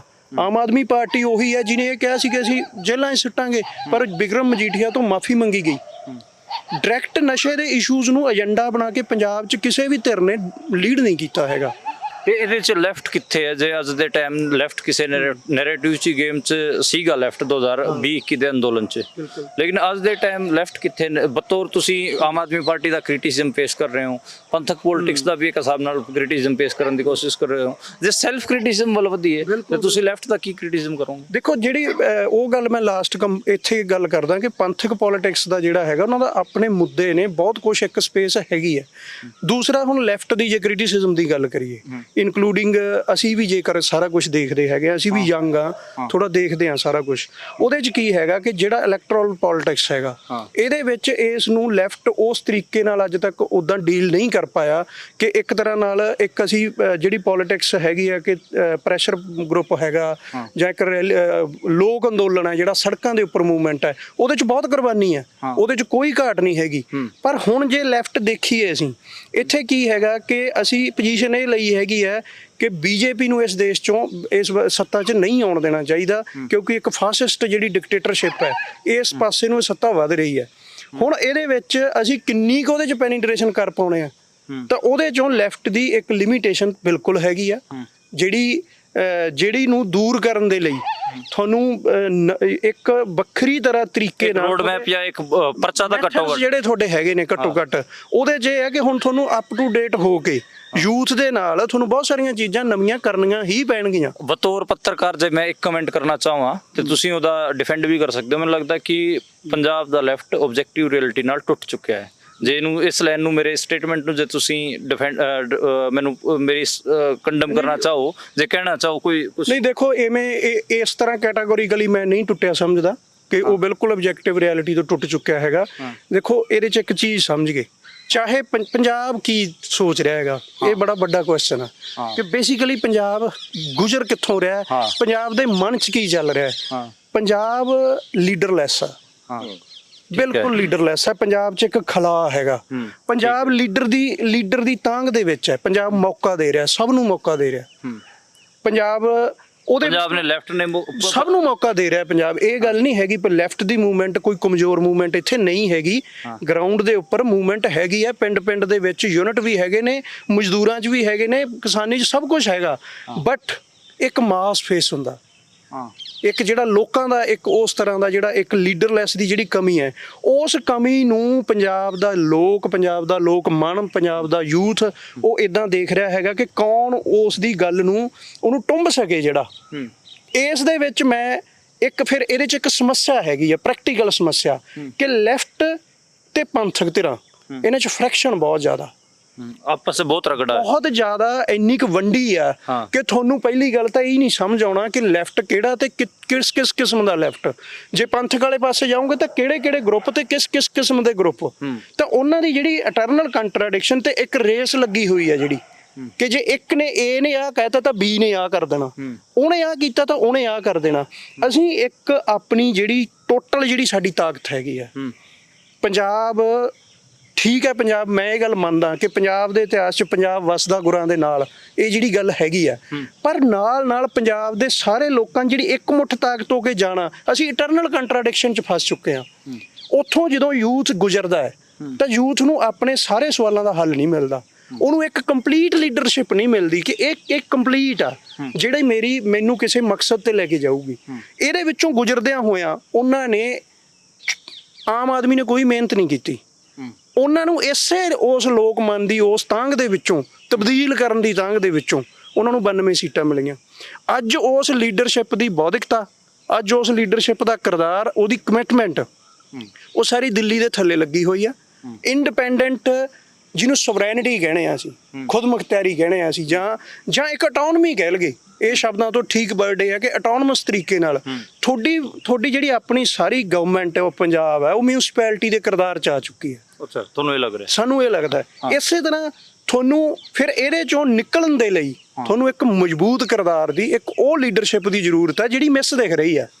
ਤੁਹਾਨੂੰ ਮਿਸ ਦਿਖ ਰਿਹਾ। ਤੇ ਇੱਕ ਜਿਹੜਾ ਓਵਰਆਲ ਗੱਲ ਹੈ ਉਹ ਇੱਥੇ ਆਈ ਹੈ, ਆਮ ਆਦਮੀ ਪਾਰਟੀ ਦੀ ਵੀ ਗੱਲ ਆਈ ਹੈ, ਤੇ ਜਿਹੜਾ ਲੈਫਟ ਚੋਣਾਂ 'ਚ ਨਹੀਂ ਜਾਂਦਾ ਉਹਦੀ ਵੀ ਗੱਲ ਆਈ ਹੈ, ਤੇ ਇੱਕ ਕਿਸਾਨ ਅੰਦੋਲਨ ਜਾਂ ਫਿਰ ਆਪਾਂ ਕਹੀਏ CNRC ਦਾ ਜਿਹੜਾ ਅੰਦੋਲਨ ਹੋਇਆ ਜਾਂ ਫਿਰ ਮੋਦੀ ਦਾ ਕਿਰਦਾਰ ਕਿਵੇਂ ਡਾਊਨ ਗਿਆ ਉਹਦੀ ਵੀ ਗੱਲ ਆਈ ਹੈ। ਮੈਂ ਕੋਸ਼ਿਸ਼ ਕੀਤੀ ਸੀ ਕਿ ਕੋਈ ਪੰਥਕ ਧਿਰ ਤੋਂ ਵੀ ਕੋਈ ਸਟੂਡੈਂਟ ਇੱਥੇ ਆ ਸਕੇ। ਹਾਲਾਂਕਿ ਜਿਹੜੀ ਹੁਣ ਪੰਜਾਬ ਦੀਆਂ ਯੂਨੀਵਰਸਿਟੀਆਂ ਹੈਗੀਆਂ ਉੱਥੇ ਖਾਸੇ ਜਿਹੜੇ ਸਟੂਡੈਂਟ ਗਰੁੱਪ ਹੈਗੇ ਆ ਪੰਥਕ ਪੋਲਿਟਿਕਸ ਦੇ ਖੜੇ ਹੋਏ ਨੇ, ਪਰ ਅੱਜ ਸਾਡਾ ਸੰਪਰਕ ਨਹੀਂ ਹੋ ਸਕਿਆ। ਤਾਂ ਇੱਕ ਮੈਂ ਹੁਣ ਤੁਹਾਨੂੰ ਮਾੜਾ ਜਿਹਾ ਉਸ ਕਿਰਦਾਰ 'ਚ ਲੈ ਕੇ ਆ ਰਿਹਾ ਕਿ ਤੁਸੀਂ, ਮੈਂ ਜਿਹੜਾ ਕੁਝ ਦੇਖ ਕੇ ਆਇਆ ਉਹ ਪੰਥਕ ਜਿਹੜਾ ਇੱਕ ਇੱਥੇ ਮਿਸਿੰਗ ਹੈ ਸਟੂਡੈਂਟ, ਉਹਦੀ ਬੋਲੀ ਬੋਲਣ ਦੀ ਮੈਂ ਕੋਸ਼ਿਸ਼ ਕਰ ਰਿਹਾ, ਜਿਹੜਾ ਮੈਂ ਸਮਝਾਇਆ। ਤੁਸੀਂ ਮੇਰੇ ਤੋਂ ਕ੍ਰਿਟੀਕਲ ਕੁਐਸਚਨ ਕਰ ਸਕਦੇ ਹੋ ਜੇ ਮੈਂ ਗਲਤ ਕੁਝ ਬੋਲਾਂ। ਤਾਂ ਮੈਂ ਇਹ ਦੇਖਦਾ ਕਿ ਜਦੋਂ ਮੈਂ ਫਰੀਦਕੋਟ ਜਾਂਦਾ ਉੱਥੇ ਸਰਬਜੀਤ ਸਿੰਘ ਖਾਲਸਾ ਦਾ ਆਭਾਰ ਦੇਖਦਾ, ਜਦੋਂ ਮੈਂ ਖਡੂਰ ਸਾਹਿਬ ਜਾਂਦਾ ਉੱਥੇ ਅੰਮ੍ਰਿਤਪਾਲ ਸਿੰਘ ਦਾ ਆਭਾਰ ਦੇਖਦਾ, ਸੰਗਰੂਰ ਦੇ ਵਿੱਚ ਸਿਮਰਨਜੀਤ ਸਿੰਘ ਮਾਨ ਦਾ ਆਭਾਰ ਵੀ ਮੈਂ ਦੇਖ ਰਿਹਾ ਤੇ ਤਿੰਨਾਂ ਦੇ ਆਪਸ 'ਚ ਕੋਈ ਲਿੰਕ ਨਹੀਂ ਹਨ, ਕੋਈ ਇੱਕ ਧੜੇ ਦੇ ਨਹੀਂ ਹਨ ਕਿ ਇੱਕ ਪੰਥਕ ਪੋਲਿਟਿਕਸ ਤੋਂ ਆਉਂਦੇ ਹੋਣ। ਸਿਮਰਨਜੀਤ ਸਿੰਘ ਮਾਨ ਦਾ ਅੱਡ ਧੜਾ ਹੈਗਾ, ਭਾਈ ਅੰਮ੍ਰਿਤਪਾਲ ਸਿੰਘ ਦਾ ਅੱਡ ਧੜਾ ਹੈਗਾ, ਸਰਬਜੀਤ ਸਿੰਘ ਖਾਲਸਾ ਦਾ ਅੱਡ ਧੜਾ ਹੈਗਾ ਤੇ ਈਵਨ ਸਰਬਜੀਤ ਸਿੰਘ ਖਾਲਸਾ ਤੇ ਸਿਮਰਨਜੀਤ ਸਿੰਘ ਮਾਨ ਦੇ ਵਿੱਚ ਵੀ ਤਲਖੀਆਂ ਵੀ ਹੈਗੀਆਂ, ਇੱਕ ਦੂਜੇ ਨੂੰ ਗਾਲਾਂ ਵੀ ਕੱਢ ਰਹੇ ਨੇ ਤੇ ਉਹ ਬਹੁਤ ਜ਼ਿਆਦਾ ਤਲਖੀ ਹੈਗੀ। ਹਾਲਾਂਕਿ ਮੀਡੀਆ ਦੇ ਵਿੱਚ ਉਨੀ ਕਵਰ ਨਹੀਂ ਹੋ ਰਹੀ ਜਿੰਨਾ ਅਸੀਂ ਪੱਤਰਕਾਰ ਜਦੋਂ ਉਹਨਾਂ ਤੋਂ ਉੱਦਾਂ ਪੁੱਛਦੇ ਹਾਂ ਉੱਦਾਂ ਜਿੰਨੇ ਉਹ ਚੁਟਕਲੇ ਕਹਿੰਦੇ ਹੈਗੇ ਆ, ਉਹ ਜ਼ਿਆਦਾ ਮਾੜੇ ਉਹਨਾਂ ਦੇ ਸੰਬੰਧ ਹੈਗੇ ਆਪਸ 'ਚ। ਇਸ ਸਾਰੇ ਦੇ ਵਿੱਚ ਮੈਨੂੰ ਜਿਹੜਾ ਕੁਝ ਸਮਝ ਲੱਗਿਆ, ਮੈਂ ਜਦੋਂ ਤਿੰਨੇ ਸੀਟਾਂ ਤੇ ਮੈਂ ਗਿਆ ਉਸ ਟਾਈਮ ਮੈਨੂੰ ਇਹ ਸਮਝ ਲੱਗਿਆ ਕਿ ਲੋਕਾਂ 'ਚ ਇੱਕ ਇਹ ਦਿਖ ਰਿਹਾ ਲੋਕਾਂ ਨੂੰ ਕਿ ਇਹ ਸਾਡੇ ਇਸ਼ੂ ਹੈਗਾ। ਉਹਨਾਂ 'ਚ ਸਭ ਤੋਂ ਜਿਹੜਾ ਵੱਡਾ ਇਸ਼ੂ ਮੈਨੂੰ ਸਮਝ ਆਇਆ ਉਹ ਸੈਂਸ ਆਫ ਇਨਜਸਟਿਸ ਸਮਝ ਆਇਆ। ਅੰਮ੍ਰਿਤਪਾਲ ਦੀ ਸੀਟ ਤੇ ਜ਼ਿਆਦਾ ਹੈਗਾ, ਉਹਦੇ 'ਚ ਪੋਲੀਟੀਕਲ ਪ੍ਰਿਜ਼ਨਰਸ ਦਾ ਜਿਹੜਾ ਮੁੱਦਾ ਹੈਗਾ ਉਹਦੇ ਬਾਰੇ ਵੀ ਗੱਲ ਹੋ ਰਹੀ ਹੈ। ਇਹ ਵੀ ਗੱਲ ਹੋ ਰਹੀ ਹੈ ਕਿ ਸਾਡਾ ਐਡਾ ਸੰਘਰਸ਼ ਰਿਹਾ ਸਾਡੀ ਕੌਮ ਦਾ, ਸਾਨੂੰ ਮਿਲਿਆ ਕਿ ਸਾਡੇ ਨਾਲ ਹਰ ਮੌਕੇ ਘੜੀ ਜਿਹੜਾ ਹੈਗਾ ਇੱਕ ਇਹ ਕਿ ਅਨਿਆਏ ਹੋਇਆ, ਨਿਆਂ ਸਾਨੂੰ ਨਹੀਂ ਮਿਲ ਸਕਿਆ। ਇਸ ਤੋਂ ਇਲਾਵਾ ਨਸ਼ੇ ਦਾ ਮੁੱਦਾ ਵੀ ਅੰਮ੍ਰਿਤਪਾਲ ਦੀ ਸੀਟ ਤੇ ਆਪਾਂ ਨੂੰ ਦੇਖਣ ਨੂੰ ਮਿਲ ਰਿਹਾ।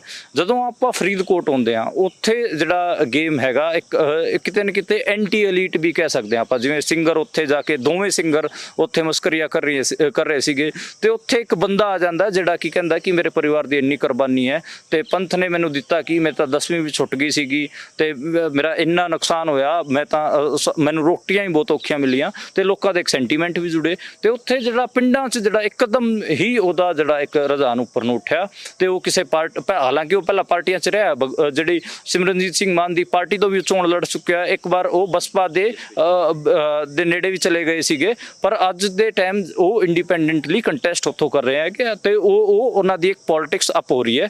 ਇੱਕ ਖਾਸ ਸੈਕਸ਼ਨ ਜਿਹੜਾ ਸਿਮਰਨਜੀਤ ਸਿੰਘ ਮਾਨ ਦੇ ਨਾਲ ਹੁੰਦਾ ਸੀਗਾ ਪਰ ਅੱਜ ਦੇ ਟਾਈਮ ਉਹਨਾਂ ਦੇ ਵਿਰੋਧੀ ਹੈਗਾ, ਉਹ ਧੜਾ ਉੱਥੇ ਸਰਬਜੀਤ ਸਿੰਘ ਖਾਲਸਾ ਦੀ ਕੰਪੇਨ 'ਚ ਜ਼ੋਰ ਵੀ ਲਾ ਰਿਹਾ ਹੈ। ਜਦੋਂ ਸੰਗਰੂਰ ਆਉਂਦੇ ਆ ਇੱਥੇ ਆਪਾਂ ਦੇਖ ਰਹੇ ਹਾਂ ਕਿ ਜਿਹੜਾ ਸਿਮਰਨਜੀਤ ਸਿੰਘ ਮਾਨ ਕਿਤੇ ਨਾ ਕਿਤੇ ਇੱਕ ਫਾਈਟ 'ਚ ਬਣਿਆ ਹੋਇਆ, ਹਜੇ ਵੀ ਬਣੇ ਹੋਏ ਨੇ ਉਹ ਤੇ ਉਹ ਲਗਾਤਾਰ ਅਪ ਵੀ ਹੋ ਰਹੇ ਹਨ। ਮਤਲਬ ਮੈਂ ਜਿਹੜਾ ਸੰਗਰੂਰ ਦਾ ਜਿਹੜਾ ਬੱਸ ਸਟੈਂਡ ਹੈ ਉੱਥੇ ਮੈਂ ਲੋਕਾਂ ਜਿਹੜੇ ਨੌਜਵਾਨ ਸੀਗੇ ਜਾਂ ਫਿਰ ਮਾਤਾਵਾਂ ਭੈਣਾਂ ਸੀਗੀਆਂ ਉੱਥੇ ਮੈਂ ਪੁੱਛਿਆ ਤੇ ਮੇਰਾ ਸਿੰਪਲ ਸਾਈਜ਼ ਵੀ ਮੈਂ 50 ਬੰਦਿਆਂ ਦਾ ਘੱਟੋ ਘੱਟ ਰੱਖਦਾ ਹੈਗਾ ਤੇ 50 ਬੰਦਿਆਂ 'ਚ ਜਿਹੜੀ ਮੈਨੂੰ ਗੱਲ ਨਿਕਲ ਕੇ ਆਈ ਕਿ ਉੱਥੇ ਸੁਖਪਾਲ ਸਿੰਘ ਖਹਿਰਾ ਤੀਜੇ ਨੰਬਰ ਤੇ ਹੈਗੇ ਆ ਤੇ ਸਿਮਰਨਜੀਤ ਸਿੰਘ ਮਾਨ ਦੀ ਫਾਈਟ ਮੀਤ ਹੇਅਰ ਨਾਲ ਹੈਗੀ ਆ ਤੇ ਜਿਹੜੇ ਸਿਮਰਨਜੀਤ ਸਿੰਘ ਮਾਨ ਦੇ ਸਪੋਰਟਰ ਮੈਨੂੰ ਮਿਲੇ ਉਹ ਮੈਨੂੰ ਮਾੜੇ ਜਿਹੇ ਵੋਕਲ ਮਿਲੇ। ਜਿਹੜਾ ਬੰਦਾ ਨਹੀਂ ਬੋਲ ਰਿਹਾ ਸੀਗਾ ਕਿ ਉਹ ਕਿਹਨੂੰ ਵੋਟ ਪਾਊਗਾ, ਅਸੀਂ ਉਹਨੂੰ ਆਮ ਆਦਮੀ ਪਾਰਟੀ ਦੇ ਖਾਤੇ ਪਾ ਰਹੇ ਸੀਗੇ ਤੇ ਉਹਦਾ ਇੱਕ ਰੀਜ਼ਨ ਇਹ ਹੈ ਕਿ ਜਿਹੜੀ ਆਮ ਆਦਮੀ ਪਾਰਟੀ ਦੀ ਵੋਟ ਹੈਗੀ ਆ ਉਹ ਖਾਸ ਕਰ ਮਾਲਵੇ 'ਚ ਇਸ ਵਾਰ ਵੋਕਲ ਨਹੀਂ ਦਿਖ ਰਹੀ ਤੇ ਇਸ ਦੇ ਸਾਰੇ ਨੂੰ ਜੇ ਮੈਂ ਕਹਾਂ ਤਾਂ ਮੈਂ ਇਹਨੂੰ ਇਹ ਕਹਿਣਾ ਚਾਹਾਂਗਾ ਕਿ ਲੋਕਾਂ 'ਚ ਕਿਤੇ ਨਾ ਕਿਤੇ ਇੱਕ ਜਿਹੜਾ ਪਿਛਲੇ ਟਾਈਮ ਜੋ ਕੁਝ ਵਾਪਰਿਆ ਪੰਜਾਬ ਦੇ ਵਿੱਚ ਤੇ ਉਸ ਸੈਂਟਰ ਨੇ ਜਿਵੇਂ ਪੰਜਾਬ ਨੂੰ ਡੀਲ ਕਰਨ ਦੀ ਕੋਸ਼ਿਸ਼ ਕੀਤੀ ਹੈ, ਭਾਵੇਂ ਅੰਮ੍ਰਿਤਪਾਲ ਸਿੰਘ ਦਾ ਮੁੱਦਾ ਹੋਵੇ ਜਾਂ ਫਿਰ ਕਿਸਾਨ ਅੰਦੋਲਨ ਹੋਵੇ ਜਾਂ ਹੋਰ ਵੀ ਕਈ ਮੁੱਦੇ ਹੋਣ ਜਾਂ ਸਿੱਖ ਜਿਹੜਾ ਬੰਦੀ ਸਿੰਘਾਂ ਦਾ ਰਿਹਾਈ ਵਾਸਤੇ ਜਿਹੜਾ ਮੋਰਚਾ ਲੱਗਿਆ ਸੀਗਾ ਉਹਦੇ ਨਾਲ ਜਿਹੜੀ ਟ੍ਰੀਟਮੈਂਟ ਹੋਏ, ਉਸ ਕਰਕੇ ਕਿਤੇ ਨਾ ਕਿਤੇ ਲੋਕਾਂ 'ਚ ਗੁੱਸਾ ਹੈਗਾ ਤੇ ਉਹ ਗੁੱਸਾ ਉਹ ਟ੍ਰੈਡੀਸ਼ਨਲ ਪਾਰਟੀਆਂ 'ਚ ਨਹੀਂ ਦੇਖ ਰਹੇ ਕੈਪੈਸਿਟੀ ਕਿ ਉਸ ਗੁੱਸੇ ਨੂੰ ਉਹ ਕਰ ਪਾਉਣ।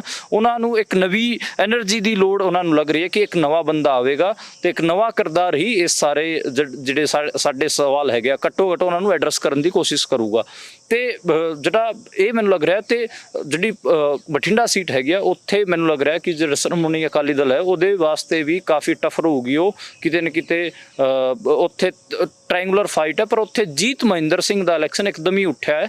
ਗੁਰਮੀਤ ਖੁੱਡੀਆਂ ਬਾਰੇ ਪਹਿਲੇ ਕਿਹਾ ਜਾ ਰਿਹਾ ਸੀਗਾ ਪਰ ਗੁਰਮੀਤ ਖੁੱਡੀਆਂ ਨੂੰ ਜਾਂ ਫਿਰ ਆਮ ਆਦਮੀ ਪਾਰਟੀ ਨੂੰ ਜੇ ਪੂਰੇ ਮਾਲਵੇ 'ਚ ਮੈਂ ਦੇਖਿਆ ਕਿ ਦਲਿਤ ਵੋਟਾਂ 'ਚ ਉਹਨਾਂ ਨੂੰ ਖਾਸਾ ਨੁਕਸਾਨ ਹੋਇਆ। ਈਵਨ ਭਗਵੰਤ ਮਾਨ ਨੇ ਬਿਆਨ ਵੀ ਦੇਣਾ ਪਿਆ ਦਲਿਤ ਵੋਟਾਂ ਵਾਲੇ ਮਾਮਲੇ 'ਚ ਤੇ ਮਤਲਬ ਇਹ ਮੋਟਾ ਮੇਰਾ ਇੱਕ ਰਿਪੋਰਟਿੰਗ ਹੈ ਐਨਾਲਿਸਿਸ ਮੇਰਾ ਮਤਲਬ ਇਹਦੇ 'ਚ ਇੱਕ ਹੀ ਗੱਲ ਕਹਾਂ ਤਾਂ ਹਾਂ ਮਤਲਬ ਇੱਕ ਪੰਥਕ ਪੋਲਿਟਿਕਸ ਦਾ ਅਪਲਿਫਟਮੈਂਟ ਮਤਲਬ ਇੱਕ ਟ੍ਰੈਡੀਸ਼ਨਲ ਨਹੀਂ ਬਲਕਿ ਇੱਕ ਨਏ ਕਿਸਮ ਦੀ ਪੰਥਕ ਪੋਲਿਟਿਕਸ ਦਾ। ਹਾਲਾਂਕਿ ਉਸਦੇ ਜਿਹੜੇ ਨੁਕਤੇ ਹੈਗੇ ਉਹ ਕਲੀਅਰ ਨਹੀਂ ਹੈ ਕਿ ਭਾਈ ਅੰਮ੍ਰਿਤਪਾਲ ਸਿੰਘ ਪਹਿਲਾਂ ਤਾਂ ਜਿਹੜੀ ਗੱਲ ਕਰ ਰਹੇ ਸੀਗੇ ਉਹ ਇੱਕ ਦੂਸਰੇ ਕਿਸਮ ਦੀ ਸੀਗੀ, ਅੱਜ ਉਹ ਇਲੈਕਸ਼ਨ ਲੜ ਰਹੇ ਹਨ ਤੇ ਜਿਹੜੇ ਨੁਕਤੇ ਹੈਗੇ ਪੋਲੀਟੀਕਲ ਨੁਕਤੇ ਹੈਗੇ ਜੇ ਉਹ ਕਲੀਅਰ ਨਹੀਂ ਹੈ।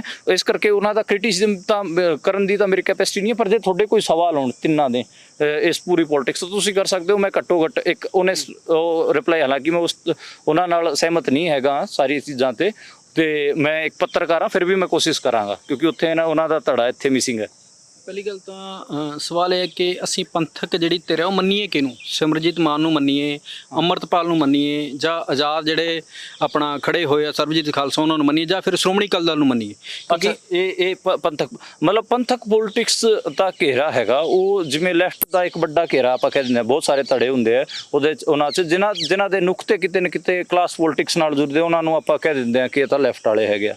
ਪੰਥਕ ਪੋਲਿਟਿਕਸ ਦਾ ਘੇਰਾ ਆਪਾਂ ਇਸ ਹਿਸਾਬ ਨਾਲ ਕਹਿ ਸਕਦੇ ਹਾਂ, ਜਿਸ ਹਿਸਾਬ ਨਾਲ ਜਿਹੜੀ ਇੰਡੀਆ ਦੀ ਮੈਜੋਰਿਟੀ ਹੈਗੀ ਆ ਉਹ ਕਮਿਊਨਲ ਮੈਜੋਰਿਟੀ, ਇੰਡੀਆ ਦੇ ਵਿੱਚ ਕਮਿਊਨਲ ਮੈਜੋਰਿਟੀਜ਼ਮ ਹੈਗਾ, ਉਸ ਕਰਕੇ ਜਿਹੜੇ ਇੱਥੇ ਮਾਈਨੋਰਿਟੀਜ਼ ਦੇ ਗਰੁੱਪਸ ਹੈਗੇ ਆ ਉਹਨਾਂ ਨੇ ਆਪਣੀ ਅੱਡ ਤੋਂ ਸਿਆਸਤ ਖੜੇ ਕਰਨ ਦੀ ਕੋਸ਼ਿਸ਼ ਕੀਤੀ ਹੈਗੀ ਆ। ਉਹਨਾਂ ਦਾ ਸਿਕਿਉਰਿਟੀ ਦੇ ਵੀ ਕੁਐਸਚਨ ਹੈਗੇ ਆ, ਉਹਨਾਂ ਦੀ ਆਈਡੈਂਟੀਟੀ ਦੇ ਵੀ ਸਵਾਲ ਹੈਗੇ ਆ ਬਹੁਤ ਸਾਰੇ, ਔਰ ਉਹਨਾਂ ਆਈਡੈਂਟੀਟੀਜ਼ ਦੇ ਟਾਈਮ ਤੇ ਜਿਹੜੇ ਹਮਲੇ ਹੋਏ ਆ ਨੇਸ਼ਨ ਸਟੇਟ ਦੇ, ਇੰਡੀਅਨ ਨੇਸ਼ਨ ਸਟੇਟ ਦੇ, ਉਸ ਤੋਂ ਵੀ ਉਹਨਾਂ ਨੂੰ ਲੱਗਿਆ ਹੈ ਕਿ ਸਾਡੀ ਜਿਹੜੀ ਆਈਡੈਂਟੀਟੀ ਹੈ, ਸਾਡੀ ਹੋਂਦ ਹੈ, ਉਹ ਖਤਰੇ 'ਚ ਹੈ। ਉਹ ਸਾਰੇ ਨੁਕਤਿਆਂ ਨੂੰ ਐਡਰੈਸ ਕਰਦਿਆਂ ਹੋਇਆਂ ਜਿਹੜੀ ਪੋਲਿਟਿਕਸ ਖੜੀ ਹੋ ਰਹੀ ਹੈ, ਤੇ ਉਹਦੀ ਜਿਹੜਾ ਜਿਵੇਂ ਆਪਾਂ ਕਹੀਏ ਕਿ ਸੈਂਟਰ ਨੁਕਤਾ ਪਹਿਚਾਣ ਹੈਗੀ ਆ, ਜਿਵੇਂ ਲੈਫਟ ਨੂੰ ਆਪਾਂ ਕਲਾਸ ਪੋਲਿਟਿਕਸ ਨਾਲ ਜੋੜਦੇ ਹਾਂ, ਐਵੇਂ ਜਿਹੜੀ ਪਹਿਚਾਣ ਦੀ ਪੋਲਿਟਿਕਸ ਹੈਗੀ ਆ, ਖਾਸ ਕਰ ਰਿਲੀਜੀਅਸ ਮਾਈਨੋਰਿਟੀਜ਼ ਦੀ, ਉਹਨੂੰ ਆਪਾਂ ਸਿੱਖ ਧਰਮ ਵਾਲੇ ਮਾਮਲੇ 'ਚ ਉਹਨੂੰ ਆਪਾਂ ਪੰਥਕ ਪੋਲਿਟਿਕਸ ਕਹਿ ਦਿੰਦੇ ਹਾਂ। ਤੇ ਉਹਦੇ 'ਚ ਜੇ ਆਪਾਂ ਗੱਲ ਕਰਾਂਗੇ ਤਾਂ ਸ਼੍ਰੋਮਣੀ ਅਕਾਲੀ ਦਲ ਨੂੰ ਵੀ ਪੰਥਕ ਪਾਰਟੀ ਮੰਨਣਾ ਪਊਗਾ ਆਪਾਂ ਨੂੰ, ਕਿਉਂਕਿ ਉਹਨਾਂ ਦੇ ਉਸ ਕਿਸਮ ਦੇ ਏਜੰਡੇ ਰਹਿੰਦੇ ਆ। ਉਹਨਾਂ ਨੇ ਕਸ਼ਮੀਰ ਤੇ ਸਟੈਂਡ ਵੀ ਇੱਕ ਦਿਖਾਇਆ ਆਪਣਾ, ਕਿਸਾਨੀ ਅੰਦੋਲਨ ਦੌਰਾਨ ਉਹਨਾਂ ਨੂੰ ਅੱਡ ਵੀ ਹੋਣਾ ਪਿਆ NDA ਤੋਂ, ਤੇ ਅੱਜ ਦੇ ਟਾਈਮ ਉਹ BJP ਨਾਲ ਅਲਾਈਅੰਸ ਕਰਨਾ ਚਾਹੁੰਦੇ ਸੀਗੇ, ਪਰ ਇਸ ਕਿਸਾਨ ਅੰਦੋਲਨ ਕਰਕੇ ਉਹਨਾਂ ਦਾ BJP ਨਾਲ ਅਲਾਈਅੰਸ ਨਹੀਂ ਹੋਇਆ, ਤੇ ਉਹ ਸਾਫ਼ ਦਿਖਦਾ। ਬੰਦੀ ਸਿੰਘਾਂ ਬਾਰੇ ਵੀ ਉਹਨਾਂ ਨੂੰ ਬੋਲਣਾ ਪਿਆ। ਸੁਖਬੀਰ ਬਾਦਲ, ਹਾਲਾਂਕਿ ਉਹਨਾਂ ਦੀ ਕ੍ਰੈਡੀਬਿਲਿਟੀ ਬਹੁਤ ਖਰਾਬ ਹੈਗੀ ਆ, ਉਹਨਾਂ ਨੂੰ ਉਹ ਜਿਹੜਾ ਬੰਦੀ ਸਿੰਘਾਂ ਨੂੰ ਰਿਹਾ ਕਰਨ ਦਾ ਉਹ ਗਾਣਾ ਤੱਕ ਵੀ ਗਾਣਾ ਪਿਆ, ਤੇ ਉਹ ਸੀਰੀਅਸ ਨੁਕਤਾ ਹੈਗਾ। ਪਰ ਉਹਨਾਂ ਨੂੰ ਅਤੇ ਦੂਜੀ ਗੱਲ, ਜਿਹੜੇ ਹੋਰ ਕੈਂਡੀਡੇਟ ਹੈਗਾ ਉਹਨਾਂ ਦਾ ਪਿਛੋਕੜ ਵੀ ਇਸੇ ਕਿਸਮ ਦਾ ਹੈਗਾ, ਜਿਹੜੇ ਉਸੇ ਕਿਸਮ ਦੇ ਕੁਐਸਚਨਸ ਨੂੰ ਡੀਲ ਕਰਨ ਦੀ ਕੋਸ਼ਿਸ਼ ਕਰ ਰਹੇ ਹਨ।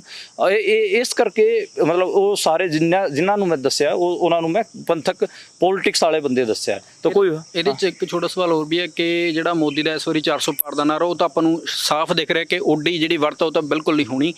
ਜਿਹੜੀਆਂ ਪੰਜਾਬ ਦੇ ਵਿੱਚ ਪੰਥਕ ਧਿਰਾਂ ਦੇ ਵਿੱਚ ਅਗਰ ਕੋਈ ਜਿੱਤ ਕੇ ਜਾਂਦਾ ਹੈ, ਕਿਉਂਕਿ ਸ਼੍ਰੋਮਣੀ ਅਕਾਲੀ ਦਲ ਵੀ ਭਾਜਪਾ ਨਾਲ ਟੁੱਟ ਚੁੱਕੀ ਹੈ, ਅੰਮ੍ਰਿਤਪਾਲ ਵੀ ਜਿਹੜਾ ਨਹੀਂ ਹੈਗਾ, ਜਾਂ ਸਰਬਜੀਤ ਖਾਲਸਾ ਵੀ ਨਹੀਂ ਹੈਗੇ, ਸਿਮਰਜੀਤ ਮਾਨ ਵੀ ਨਹੀਂ ਹੈਗੇ, ਅਗਰ ਕੱਲ ਨੂੰ ਇਹਨਾਂ MPs ਦੀ ਲੋੜ ਪੈਂਦੀ ਹੈ ਤਾਂ ਇਹ ਘੱਟੋ ਘੱਟ ਸਟੈਂਡ ਕਲੀਅਰ ਕਰਨਗੇ, ਅਸੀਂ ਕਿਹੜੀ ਧਿਰ ਨਾਲ ਜਾ ਕੇ ਖੜਨਾ ਚਾਹਾਂਗੇ, ਜੋ ਪੰਜਾਬ ਦੀ ਗੱਲ ਕਰੇ? ਦੇਖੋ, ਇਸ 'ਚ ਤਾਂ ਮੈਨੂੰ ਲੱਗ ਰਿਹਾ ਕਿ ਮੁਲਕ ਦੇ ਵਿੱਚ ਜਿੰਨੇ ਸਿਆਸਤਦਾਨ ਚੋਣ ਲੜ ਰਹੇ ਹਨ ਉਹਨਾਂ 'ਚੋਂ ਘੱਟੋ ਘੱਟ ਮੈਂ ਕਹਿ ਸਕਦਾ ਕਿ 20 ਤੋਂ ਨੇੜੇ ਤੇੜੇ ਧੜੇ ਇੱਦਾਂ ਦੇ ਹੈਗੇ ਜਿਨ੍ਹਾਂ ਦੇ ਸਟੈਂਡ ਕਲੀਅਰ ਨਹੀਂ ਹਨ।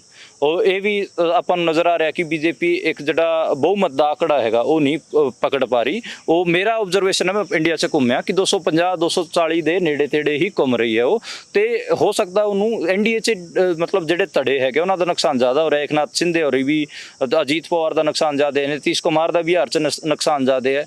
ਤੇ ਇਹ ਸਵਾਲ ਹੈਗਾ ਕਿ NDA ਦੇ ਜਿਹੜੇ ਬਾਕੀ ਧੜੇ ਹੈਗੇ ਆ ਉਹ ਉਹਨੂੰ ਸਟੈਂਡ ਕਰਾ ਪਾਣਗੇ। TDP ਦੇ ਸੁੰਦਰ ਬਾਬੂ ਨਾਇਡੂ ਵੀ ਮੈਂ ਮੰਨਦਾ ਕਿ ਉਹ NDA ਦਾ ਕੋਈ ਹਿੱਸਾ ਨਹੀਂ, ਉਹਨਾਂ ਦਾ ਆਪਾਂ ਨੂੰ ਪਤਾ ਕਿ ਨਰਿੰਦਰ ਮੋਦੀ ਨਾਲ ਕਿਵੇਂ ਦਾ ਰਿਸ਼ਤਾ ਹੈਗਾ। ਉਸ ਟਾਈਮ ਉਸ ਪੂਰਾ ਮਾਮਲੇ 'ਚ ਫਿਰ ਜਿਹੜੀਆਂ 3 ਸੀਟਾਂ ਆਪਾਂ ਨੂੰ ਕਲੀਅਰ ਲੱਗ ਰਹੀਆਂ ਨੇ, ਜਿਹੜੇ ਕਿ ਜਿੱਥੇ ਇੱਕ ਐਜ ਮੈਨੂੰ ਦਿਖਦੀ ਹੈ ਪੰਥਕ ਪੋਲਿਟਿਕਸ ਦੀ, ਇਹਨਾਂ ਦੇ ਸਵਾਲ ਤਾਂ ਖੜਾ ਹੀ ਹੁੰਦਾ ਕਿ ਬਈ ਇਹ ਕਿੱਥੇ ਵੋਟ ਕਰਨਗੇ।